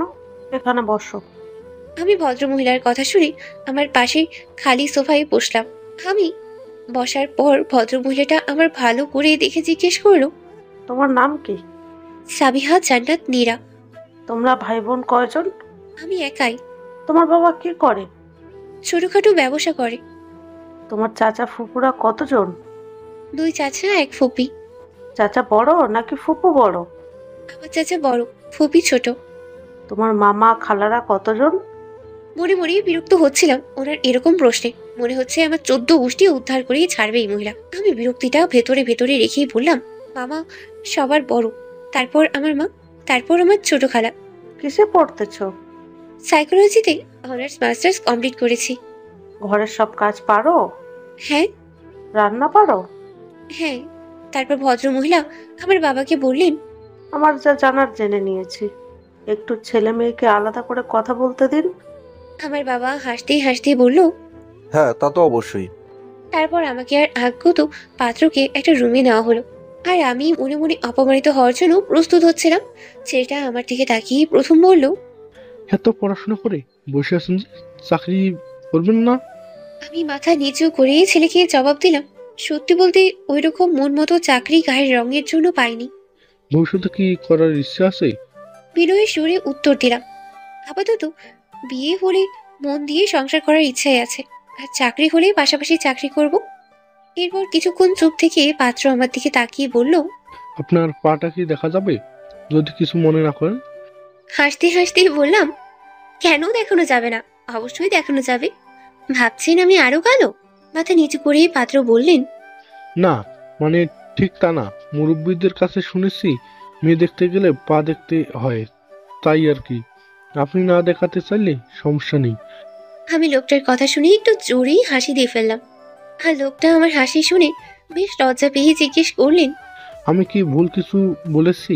আমার নানিমা আসার সময় আমাকে এক কথা বলে দিয়েছে, তাই আপনাকে বললাম। আমি হাসতে হাসতেই আমার পা দুখানি বের করে লোকটার সামনে গিয়ে বললাম, এই যে আমার পাও মুখের মতোই কালো, মুখে কোনো ঘষা মাচাই করিনি, পা আর মুখ একরকমই ভালো করেই মিলিয়ে নিন। আগত পাত্রর মুখটা গোমরা করেই জবাব দিলেন, আপনি একটু কালোই। পাত্রের মুখ দেখেই বুঝে ফেললাম পাত্রের আমাকে পছন্দ হয়নি, তাই চুপ করেই বসে রইলাম। ইতিমধ্যেই পাত্র বের হয়ে ড্রয়িং রুমে চলে গেল। এরপর তারা কোনো মতামত না জানিয়েই চলে গেল। আজকের ছেলেটাকে আমার মনে মনে অনেক পছন্দ হয়েছিল, কিন্তু আমি জানি এই বিয়েটাও ভেঙেই যাবে। চুপচাপ শাড়ি না খুলে আকাশের দিকে তাকিয়ে রইলাম। মনে মনে ভাবতে লাগলাম, আকাশের মতো বিশাল কি কারো মন হতে পারে না? কেউ কি এমন নেই যে আমার চেহারা না দেখে মন দেখবে? একটু মুচকি হেসে মনে মনে বললাম, এমন মানুষ দুনিয়াতে হয়তো নেই, থাকলেও সেই মানুষটার সাথে আমার দেখাই মিলবে না। আকাশের বিশালতার মাঝে মাঝে হারিয়ে যেতে মন চায়। বিশাল আকাশটা যেমন শূন্যতায় ভুগছে, তেমনি আমার মনের আকাশটা এত বিশাল হওয়ার পরও ধুধু মরুভূমির মতো খাঁ খাঁ করছে। নিজের গায়ের রং নিয়ে কত যে অপমানিত হয়েছে সেটা ভেবেই যাচ্ছিলাম, আর মনের অজান্তে কখন যে কেঁদে ফেললাম খেয়ালই নেই। পরক্ষণেই আমার মা হাঁপাতেই হাঁপাতেই আমার রুমে আসলো। কান্নার ব্যাপারটা আড়াল করার জন্যই আমি মাকে দেখি আমার চোখের জল মুছে ফেললাম। হাঁপাতেই হাঁপাতে আমার রুমে এসেই আমার মাথায় হাত বুলাতে লাগলো। মায়ের মুখের দিকে তাকিয়ে লক্ষ্য করলাম মা কিছু বলার চেষ্টা করছে, কিন্তু বারবার মায়ের মুখে কথাটা আটকেই যাচ্ছে। আমি মায়ের বাহু দুটো ধরে মাকে বললাম, কি হয়েছে মা, পানি দিব খেতে? মা কথা বলতেই পারছিল না, হাত দিয়ে শুধু ইশারা করে না করলো যে পানি লাগবে না। আমি মাকে ধরে বললাম, কি হয়েছে বলবে তো? মা দম নিয়ে জুড়ে নিঃশ্বাস নিল কতক্ষণ, তারপর বলল, তোর যে সম্বন্ধ এসেছিল? মায়ের কথাটা কেড়ে নিয়ে বললাম, ভেঙে গিয়েছে। তাই তো কতবার বলেছি মা, এসব ছেলেরা আমাকে পছন্দও করবে না, শুধু শুধুই এমন করো। উচ্চ স্বরে মা বলল, আরে তুই চুপ করবি, আমাকে বলতে দে। কি বলবে বলো। মা আমার হাতটা ধরে বলল, ওদের নাকি তোকে খুব পছন্দ হয়েছে, ছেলেও নাকি বিয়েতে রাজি। মায়ের কথাটা শুনি মিনিট খানিকের জন্য স্তব্ধ হয়ে গেলাম। মুহূর্তের মধ্যেই কোন জগতে চলে গিয়েছিলাম জানি না। কথায় আছে, অতি আবেগে মানুষ একদম স্থবিত হয়ে যায়। সেই স্থবিতটা মানুষকে কিছুক্ষণ স্থির করে রাখে, পরক্ষণে আবার অস্থির করে তুলে, তখন সে উচ্ছ্বাসে ভেঙে পড়ে। আমিও অতি আবেগে স্থবিত হয়ে গিয়েছিলাম। যখন আমার স্থবিতটা কেটে গেল, আমিও অস্থির হয়ে মাকে জড়িয়ে ধরে সজোরে একটা কান্না করে উচ্ছ্বাস প্রকাশ করলাম।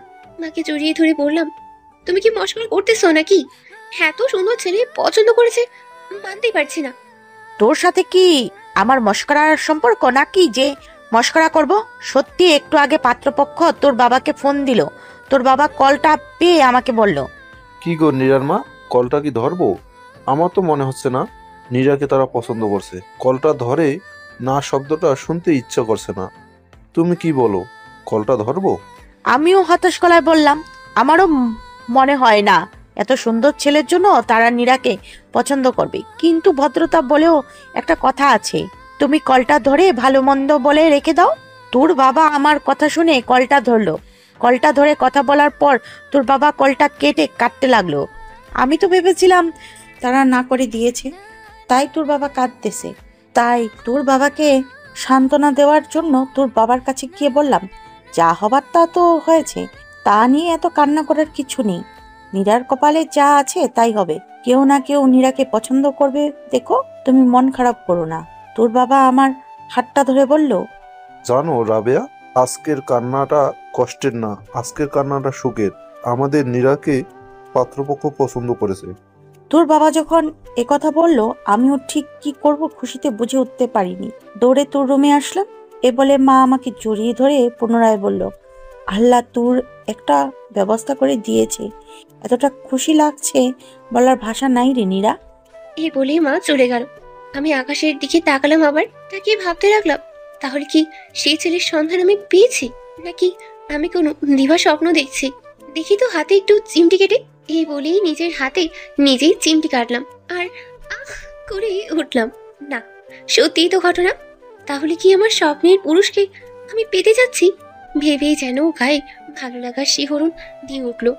দিন পেরিয়ে রাত হয়ে গেল, আর আমার চোখে শুধু যেদিকে তাকিয়েছিলাম ওনাকেই দেখছিলাম। সারা রাত না ঘুমাতে ঘুমাতে সকালে হালকা ঘুম হলো, কিন্তু সকালে মায়ের চেঁচামেচিতেই ভয়ে পেয়ে ঘুম থেকে উঠি। মা যেভাবে চেঁচাচ্ছিল মনে হচ্ছে কিনা কি হয়েছে।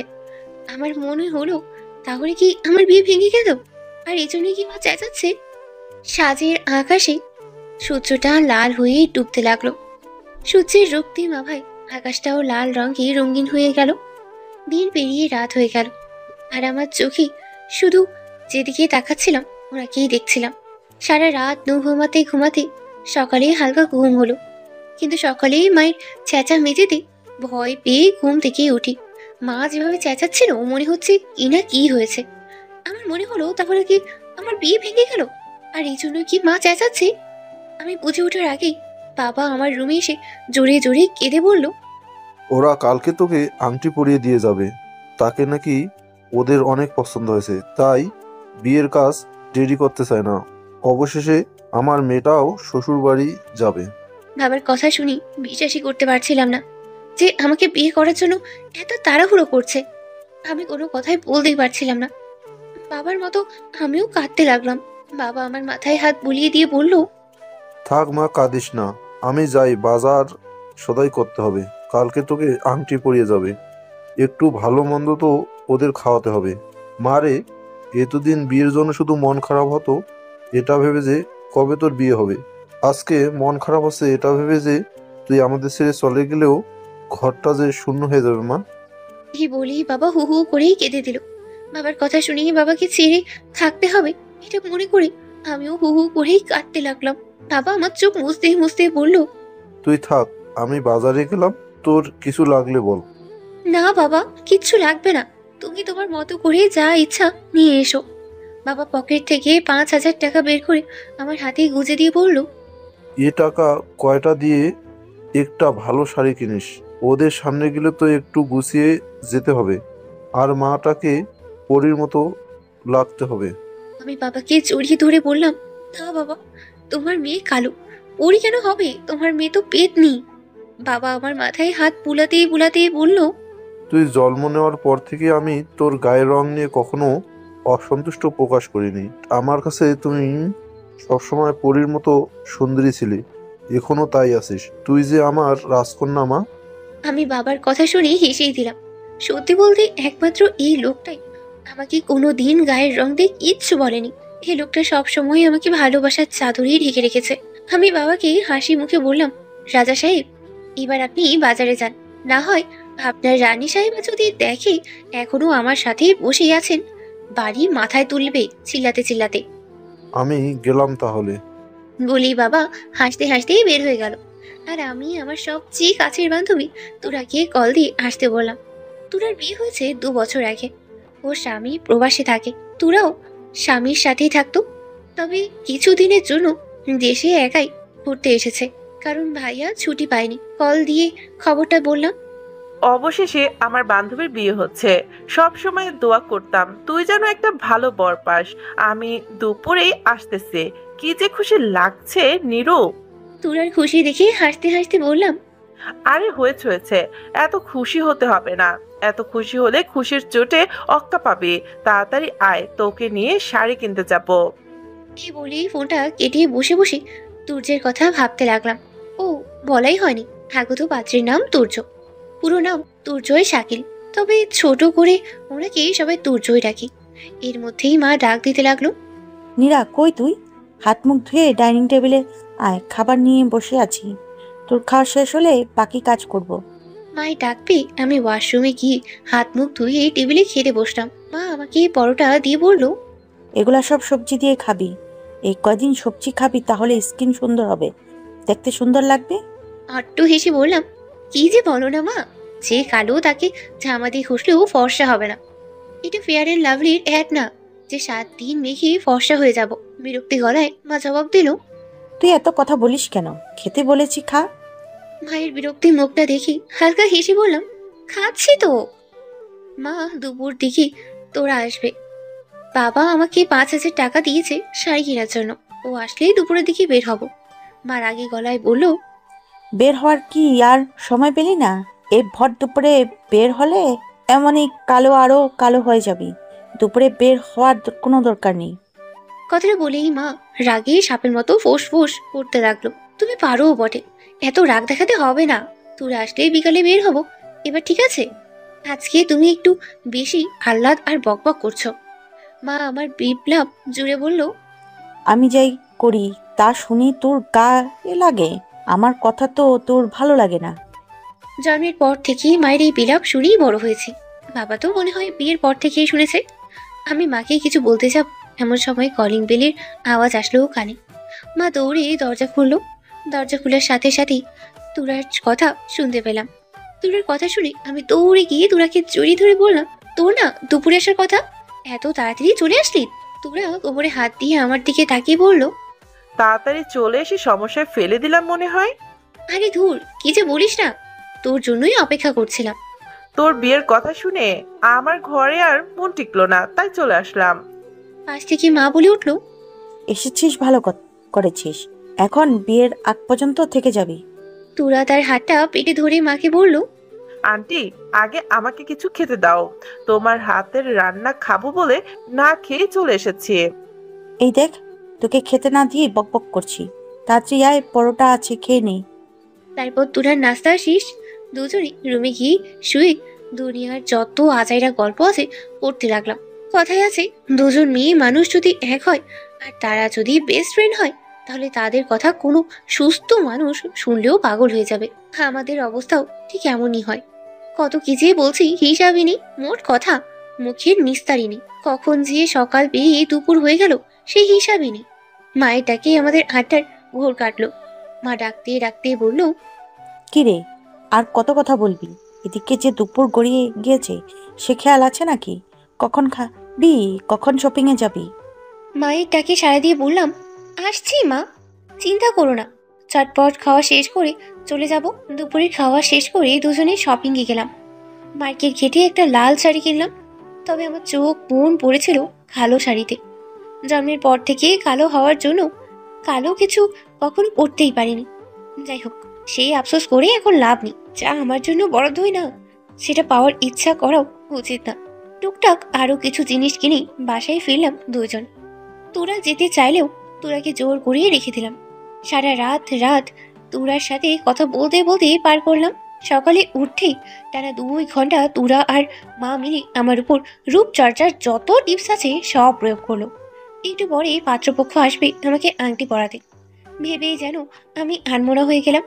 তোরা আমাকে আনমনা হতে দেখে আমাকে ধাক্কা দিয়ে বলল, কিরে, এখনই এই হাল, বিয়ের পর কি করবি কি জানি? আরে কি যে বলিস না, এই বলে বেশ লজ্জা পাচ্ছিলাম। তোরা আমার লজ্জা মাখা মুখ দেখে বলল, আরে আরে, আমার বান্ধবী দেখা যায় লজ্জা পায়। থামবি তুই? আচ্ছা, থেমে গেলাম।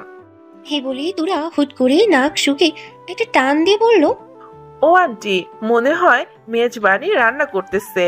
কি সুঘ্রাণ বেরোচ্ছে। আজকে তো আমি কবজি ডুবিয়ে খাবো। আমি যাই আন্টিকে একটু সাহায্য করে। কথাগুলো বলেই তোরা মাকে সাহায্য করতেই চলে গেল। আর আমি এদিকে আনমনা হই তার কথা ভাবতে লাগলাম। তাকে ভাবতেই ভাবতেই ভাবনার জগতেই হারিয়ে গেলাম। ভাবনার সুমিষ্ট অনুরোধটায় নিজেকে রাঙিয়ে দিলাম। হঠাৎ তোরার আচমকা আওয়াজে ভয়ে ও করে উঠলাম। বুকে থুথু দিয়ে বললাম, কি হয়েছে? এভাবে চেঁচিয়ে উঠলি কেন? তোরা মাথা নাড়াতে নাড়াতে রহস্যময় মুখ করে বলল, তোর নায়ক তো এসে পড়েছে। এই কথাটা শুনিয়ে কি যে ভালো লাগছে বলেই বুঝাতে পারবো না। মেয়ের আগে যে মেয়েরা এত আনমনা হয়ে যায় নিজেকে না দেখলে বুঝতামই না। আমি লজ্জায় লাল হয়ে গেলাম। চোখে মুখে লজ্জার বিস্তরণ ছেড়ে যাচ্ছে। এমন সময় মা এসে তুরাকে বলল, তোরা মীরাকে পাঠা, ওদের সামনে যেতে হবে। তুরা আমার হাতে একটা শরবতের ট্রে ধরিয়ে বলল, যা এই শরবত দিয়ে জাদু করে আয়। তুই আমার সাথে চল। না রে নিরু, এক মেয়েকে দেখতে আসলে অন্য মেয়েদের যেতে নেই, মুরব্বীরা না করে, তুই একাই যা। আমি কোনো কথা না বলেই শরবতের ট্রেটা হাতে নিয়ে পাত্রপক্ষের সামনে গেলাম। পাত্রপক্ষের সামনে গিয়েই প্রথমেই আমার চোখ গেল তুর্যর দিকে। এত মায়ার টান জড়িয়ে আছে তুর্যর মুখে যে কোনো মেয়ে তাকে দেখেই প্রেমে পড়ে যাবে। আমি শুধু আর চোখে তুর্যর দিকেই তাকিয়ে রইলাম। পাশে থাকা ভদ্রমহিলা আমাকে বলল, কি গো মা, শরবতের ট্রে নিয়ে দাঁড়িয়ে আছো কেন? এভাবে আর কতক্ষণ দাঁড়িয়ে থাকবে? ইস, কি করলাম আমি? তুর্যর দিকে তাকিয়ে থাকতে গিয়ে ভুলে গিয়েছিলাম আমার হাতেই শরবতের ট্রে। কেন যেহেতু আনমনা হয়ে যাচ্ছি বারবার, বুঝতেই পারছি না। আমি তুর্যের ভাবনা থেকে নিজেকে বের করে এনে শরবতটা টেবিলের উপরে রাখলাম। শরবতটা রেখে আবার দাঁড়িয়ে রইলাম। পাশে থাকা ভদ্র মহিলাটাই আমার হবু শাশুড়ি। বেশ ভালোই বুঝতে পেরেছিলাম। আমার হবু শাশুড়ি আমাকে পুনরায় দাঁড়িয়ে থাকতে দেখে বলল, কি গো মেয়ে, দাঁড়িয়েই থাকবে নাকি বসবে? এই বলে তুর্যকে বলল, তুর্য, নীরাকে একটু এদিকে এসে জায়গা করে দে। তুর্য আমার হবু শাশুড়ির কথা শুনে মাথাটা একটু উপরে তুলে পাশে জায়গা করে দিয়ে আবার মাথাটা নিচু করে নামিয়ে ফেললো। আর আমার শাশুড়ি আমাকে বলল, এই যে মা, তুর্যের পাশে বসো তো। আমি তুর্যের পাশে বসতে নিলাম। মনে হচ্ছিল আমার সারা শরীর কাঁপতেছে, ভয়ও পাচ্ছিলাম, আমার ভালো লাগাও কাজ করছিল। কি যে এক অনুভূতি বলে বর্ণনা করাই সম্ভব না। কি যে ভালো লাগা আমাকে ঘিরে ধরেছিল, উফ, ভাষায় প্রকাশ করার মতোই না। মনের মধ্যে আবেগের ব্যাপক যুদ্ধ হতে লাগলো।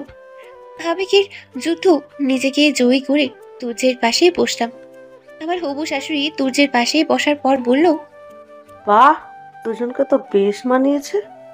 তারপর উনি আমার বাবাকে উদ্দেশ্য করে বললেন, বেয়াই সাহেব, আমাদের তো আপনার মেয়েকে অনেক পছন্দ হয়েছে। তুর্যের বাবা থাকলে উনি সবটা করতো, তবে নিয়তির লিখন তো খণ্ডানো যায় না, তাই উনি নেই বলে আমাকেই সবটা করতে হচ্ছে। আংটিটা কি আমি পরাবো নাকি আপনি পরাবেন? বাবা হাসতে হাসতে বললেন, একজন পড়ালেই হলো, আমরাই তো। তবে ছেলেকে দিয়ে পড়ালে কেমন হয়? আপনি সম্মতি দিলে ছেলেই না হয় মেয়েকেই আংটি পরাও। এ তো উত্তম প্রস্তাব, তাহলে তাই করা হোক। তারপর আমার শাশুড়ি আংটিটা তুর্যের হাতে দিয়ে বলল, বাবা, তুমি নীরাকে এই আংটিটা পরিয়ে দাও। তুর্য আংটিটা হাতে নিয়ে আমাকে পরাতে নিল। আমার তখন হাত কাঁপতেছিল, মুখটা ধকধক করতে লাগলো, ভালো লাগার একটা অনুভূতি জাগলো। আমি হাতটা বাড়িয়ে দিলাম। আমার কাঁপা হাতটা তুর্য ধরলো। তুর্যের স্পর্শ পেয়ে অনুভূতিটা যেন আকাশে ডানা মেললো। তুর্য আমার হাতটা আরো কাছে নিল, তারপর আমার হাতে আংটিটা পরিয়ে দিল। আংটিটা পরানোর পর তুর্যের মা বলল, ওদের একটু একান্তে কথা বলতে দেওয়া উচিত। আমার বাবাও বলল, হ্যাঁ, তা তো দেওয়া উচিত। তারপর আমাকে আর ওকে আলাদা করে কথা বলতেই দেওয়া হলো। আমি প্রথমে রুমে ঢুকে তুর্যের দিকে অপলক দৃষ্টি দিয়ে তাকিয়ে রইলাম। তারপর তুর্যকে বললাম, ওকে বিয়ে করতে আপনার আপত্তি নেই তো? আপত্তি কেন থাকবে সেটা বলুন তো। এই যে আমি কালো, আপনার তো আপত্তি থাকতেই পারে। বউ মানুষটা কি সুন্দর হওয়া ভালো? সংবিধানে কোথায় লেখা আছে যে বউদের সুন্দর হতে হবে?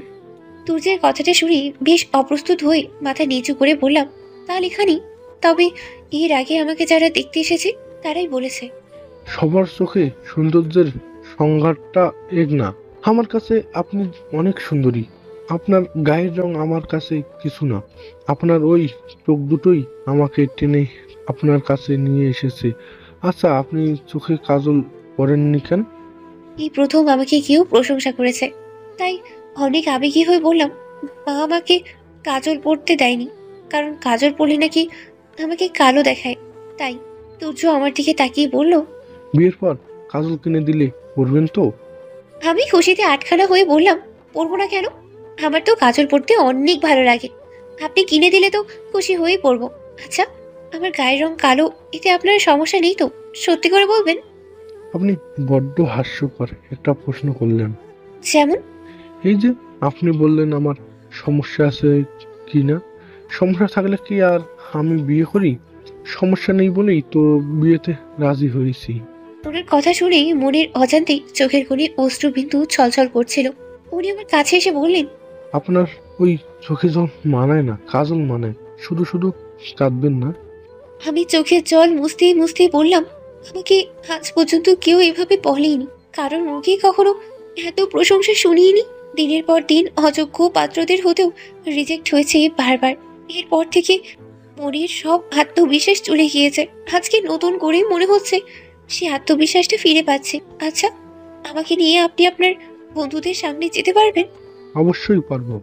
ওনার সাথে কথা বলে ওনার প্রতি তীব্র শ্রদ্ধা আর ভালোবাসা জন্মালো। কথা শেষে দুজনেই ড্রয়িং রুমে গেলাম। আমার হবু শাশুড়ি বলল, আপনাদের কোনো আপত্তি না থাকলে আমার একটা চাওয়া ছিল। মা আর বাবা দুজনেই হাসতে হাসতে বললেন, কি চান বলুন, এ তো সংকুচিত হওয়ার কি আছে? আমার হবু শাশুড়ি মৃদু একটা হাসি দিয়ে আমার ততনির নিচে হাত দিয়ে আমার মুখটা উপরে তুলে বলল, আপনাদের আপত্তি না থাকলে আমি চাচ্ছি আগামী শুক্রবারেই নীরার সাথে তোর বিয়ে হোক। বাবা একটু আপত্তি জানিয়ে বলল, কিন্তু 3 দিন পর বিয়ে হলে এতে কিছু সামলানো কষ্ট হয়ে যাবে, আয়োজন তো করতে হবে। তুর্যের মা বাবার দিকে তাকিয়ে অট্ট একটা হাসি দিয়ে বলল, বেয়াই সাহেব, আমার এসব অনুষ্ঠান ভালো লাগে না। আমরা খুব সাদাসিধা মানুষ, তাই বিয়েটা ঘরোয়াভাবে সারতে চাই, যদি আপনার কোনো দ্বিমত না থাকে। আজ থেকে মা হাসতে হাসতে বলল, দ্বিমত থাকবে কেন?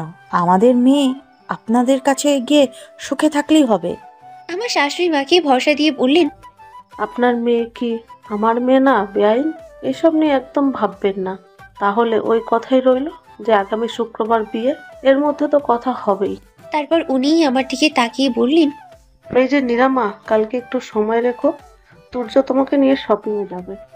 তোমার যা যা দরকার মন মতো তুমি পছন্দ করে কিনবে, কেমন?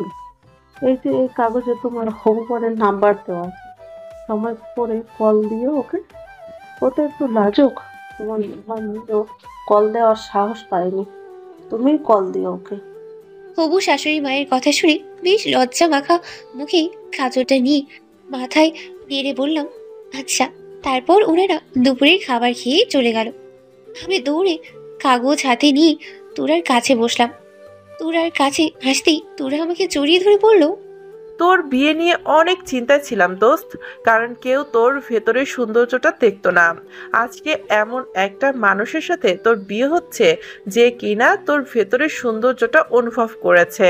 দোয়া করি অনেক সুখী হওয়া। এই বলে তুরা জড়িয়ে ধরে কাঁদতে লাগলো। আমিও তুরাকে ধরে একটু কাঁদলাম। আমার কান্না দেখে তুরা হাসি দিয়ে বলল, এই যা, আমি তো কান্নার অভিনয় করছিলাম আর তুই এতেই কেঁদে দিলি? এমন করলে হবে? কি যে করিস না। তোর হাতে ওইটা কিসের কাগজ দেখি? লজ্জায় মাথা নত করে বললাম, তুর্যের নাম্বার। ওরে আমার বান্ধবী, কি লজ্জা পাচ্ছে রে। এভাবেই তুরা আর আমার কথোপকথন হতে লাগলো। কখনো দাঁড়িয়ে, কখনো শুয়ে, আবার কখনো বসে কথা বলতে লাগলাম। শরীর ক্লান্ত হলেও মুখে যেন বেশ সচল। এত বকবক করেও মুখে কোনো ক্লান্তিই নেই কোনো জড়তা। কথা বলতে বলতে কখন যে রাত হয়ে গেল টেরই পেলাম না। কথার মাঝে হুট করেই তুরা বলে উঠলো, এবার তো ওনাকে কল দে, নাকি তুইও লজ্জা পাচ্ছিস? আমি সত্যিই লজ্জা পাচ্ছিলাম। প্রথমে কল দিয়ে কি বলবো বুঝতেই পারছিলাম না। আমার দোটানা দেখে তুরা আমার হাত থেকে কাগজটা নিয়ে তুর্যকে কল দিল। ওপাশ থেকে তুর্য কলটা ধরে হ্যালো বলতেই তুরা বলে উঠলো, বলুন তো আমি কে? আপনি কল দিয়েছেন, আমি কি করে বলবো আপনি কি? তুরা তুর্যের সাথে মজা করতে লাগলো আর তুর্য বাচ্চাদের মতো খেপতে লাগলো। এক পর্যায়ে বেশ খেপে গেল। পরিস্থিতি সামাল দিতে তুরা নিজের পরিচয় দিল। পরিচয় শুনে তুর্য বেশ লজ্জা পেল, আমতা আমতা করতে লাগলো। তুরা হালকা হেসে বলল, থাক ভাইয়া, আর লজ্জা পেতে হবে না। এবার আপনার হবু বউয়ের সাথে কথা বলুন। বলেই তুরা আমাকে ধরিয়ে দিল। প্রিয় দর্শক বৃন্দ, ভিডিওটি দেখার জন্য অনেক অনেক ধন্যবাদ। হাই বন্ধুরা, গল্পটা কেমন লাগলো অবশ্যই কমেন্ট করে জানাবেন। আর যারা এখনো চ্যানেলটিকে সাবস্ক্রাইব করেনি তারা অবশ্যই চ্যানেলটি সাবস্ক্রাইব করে রাখুন।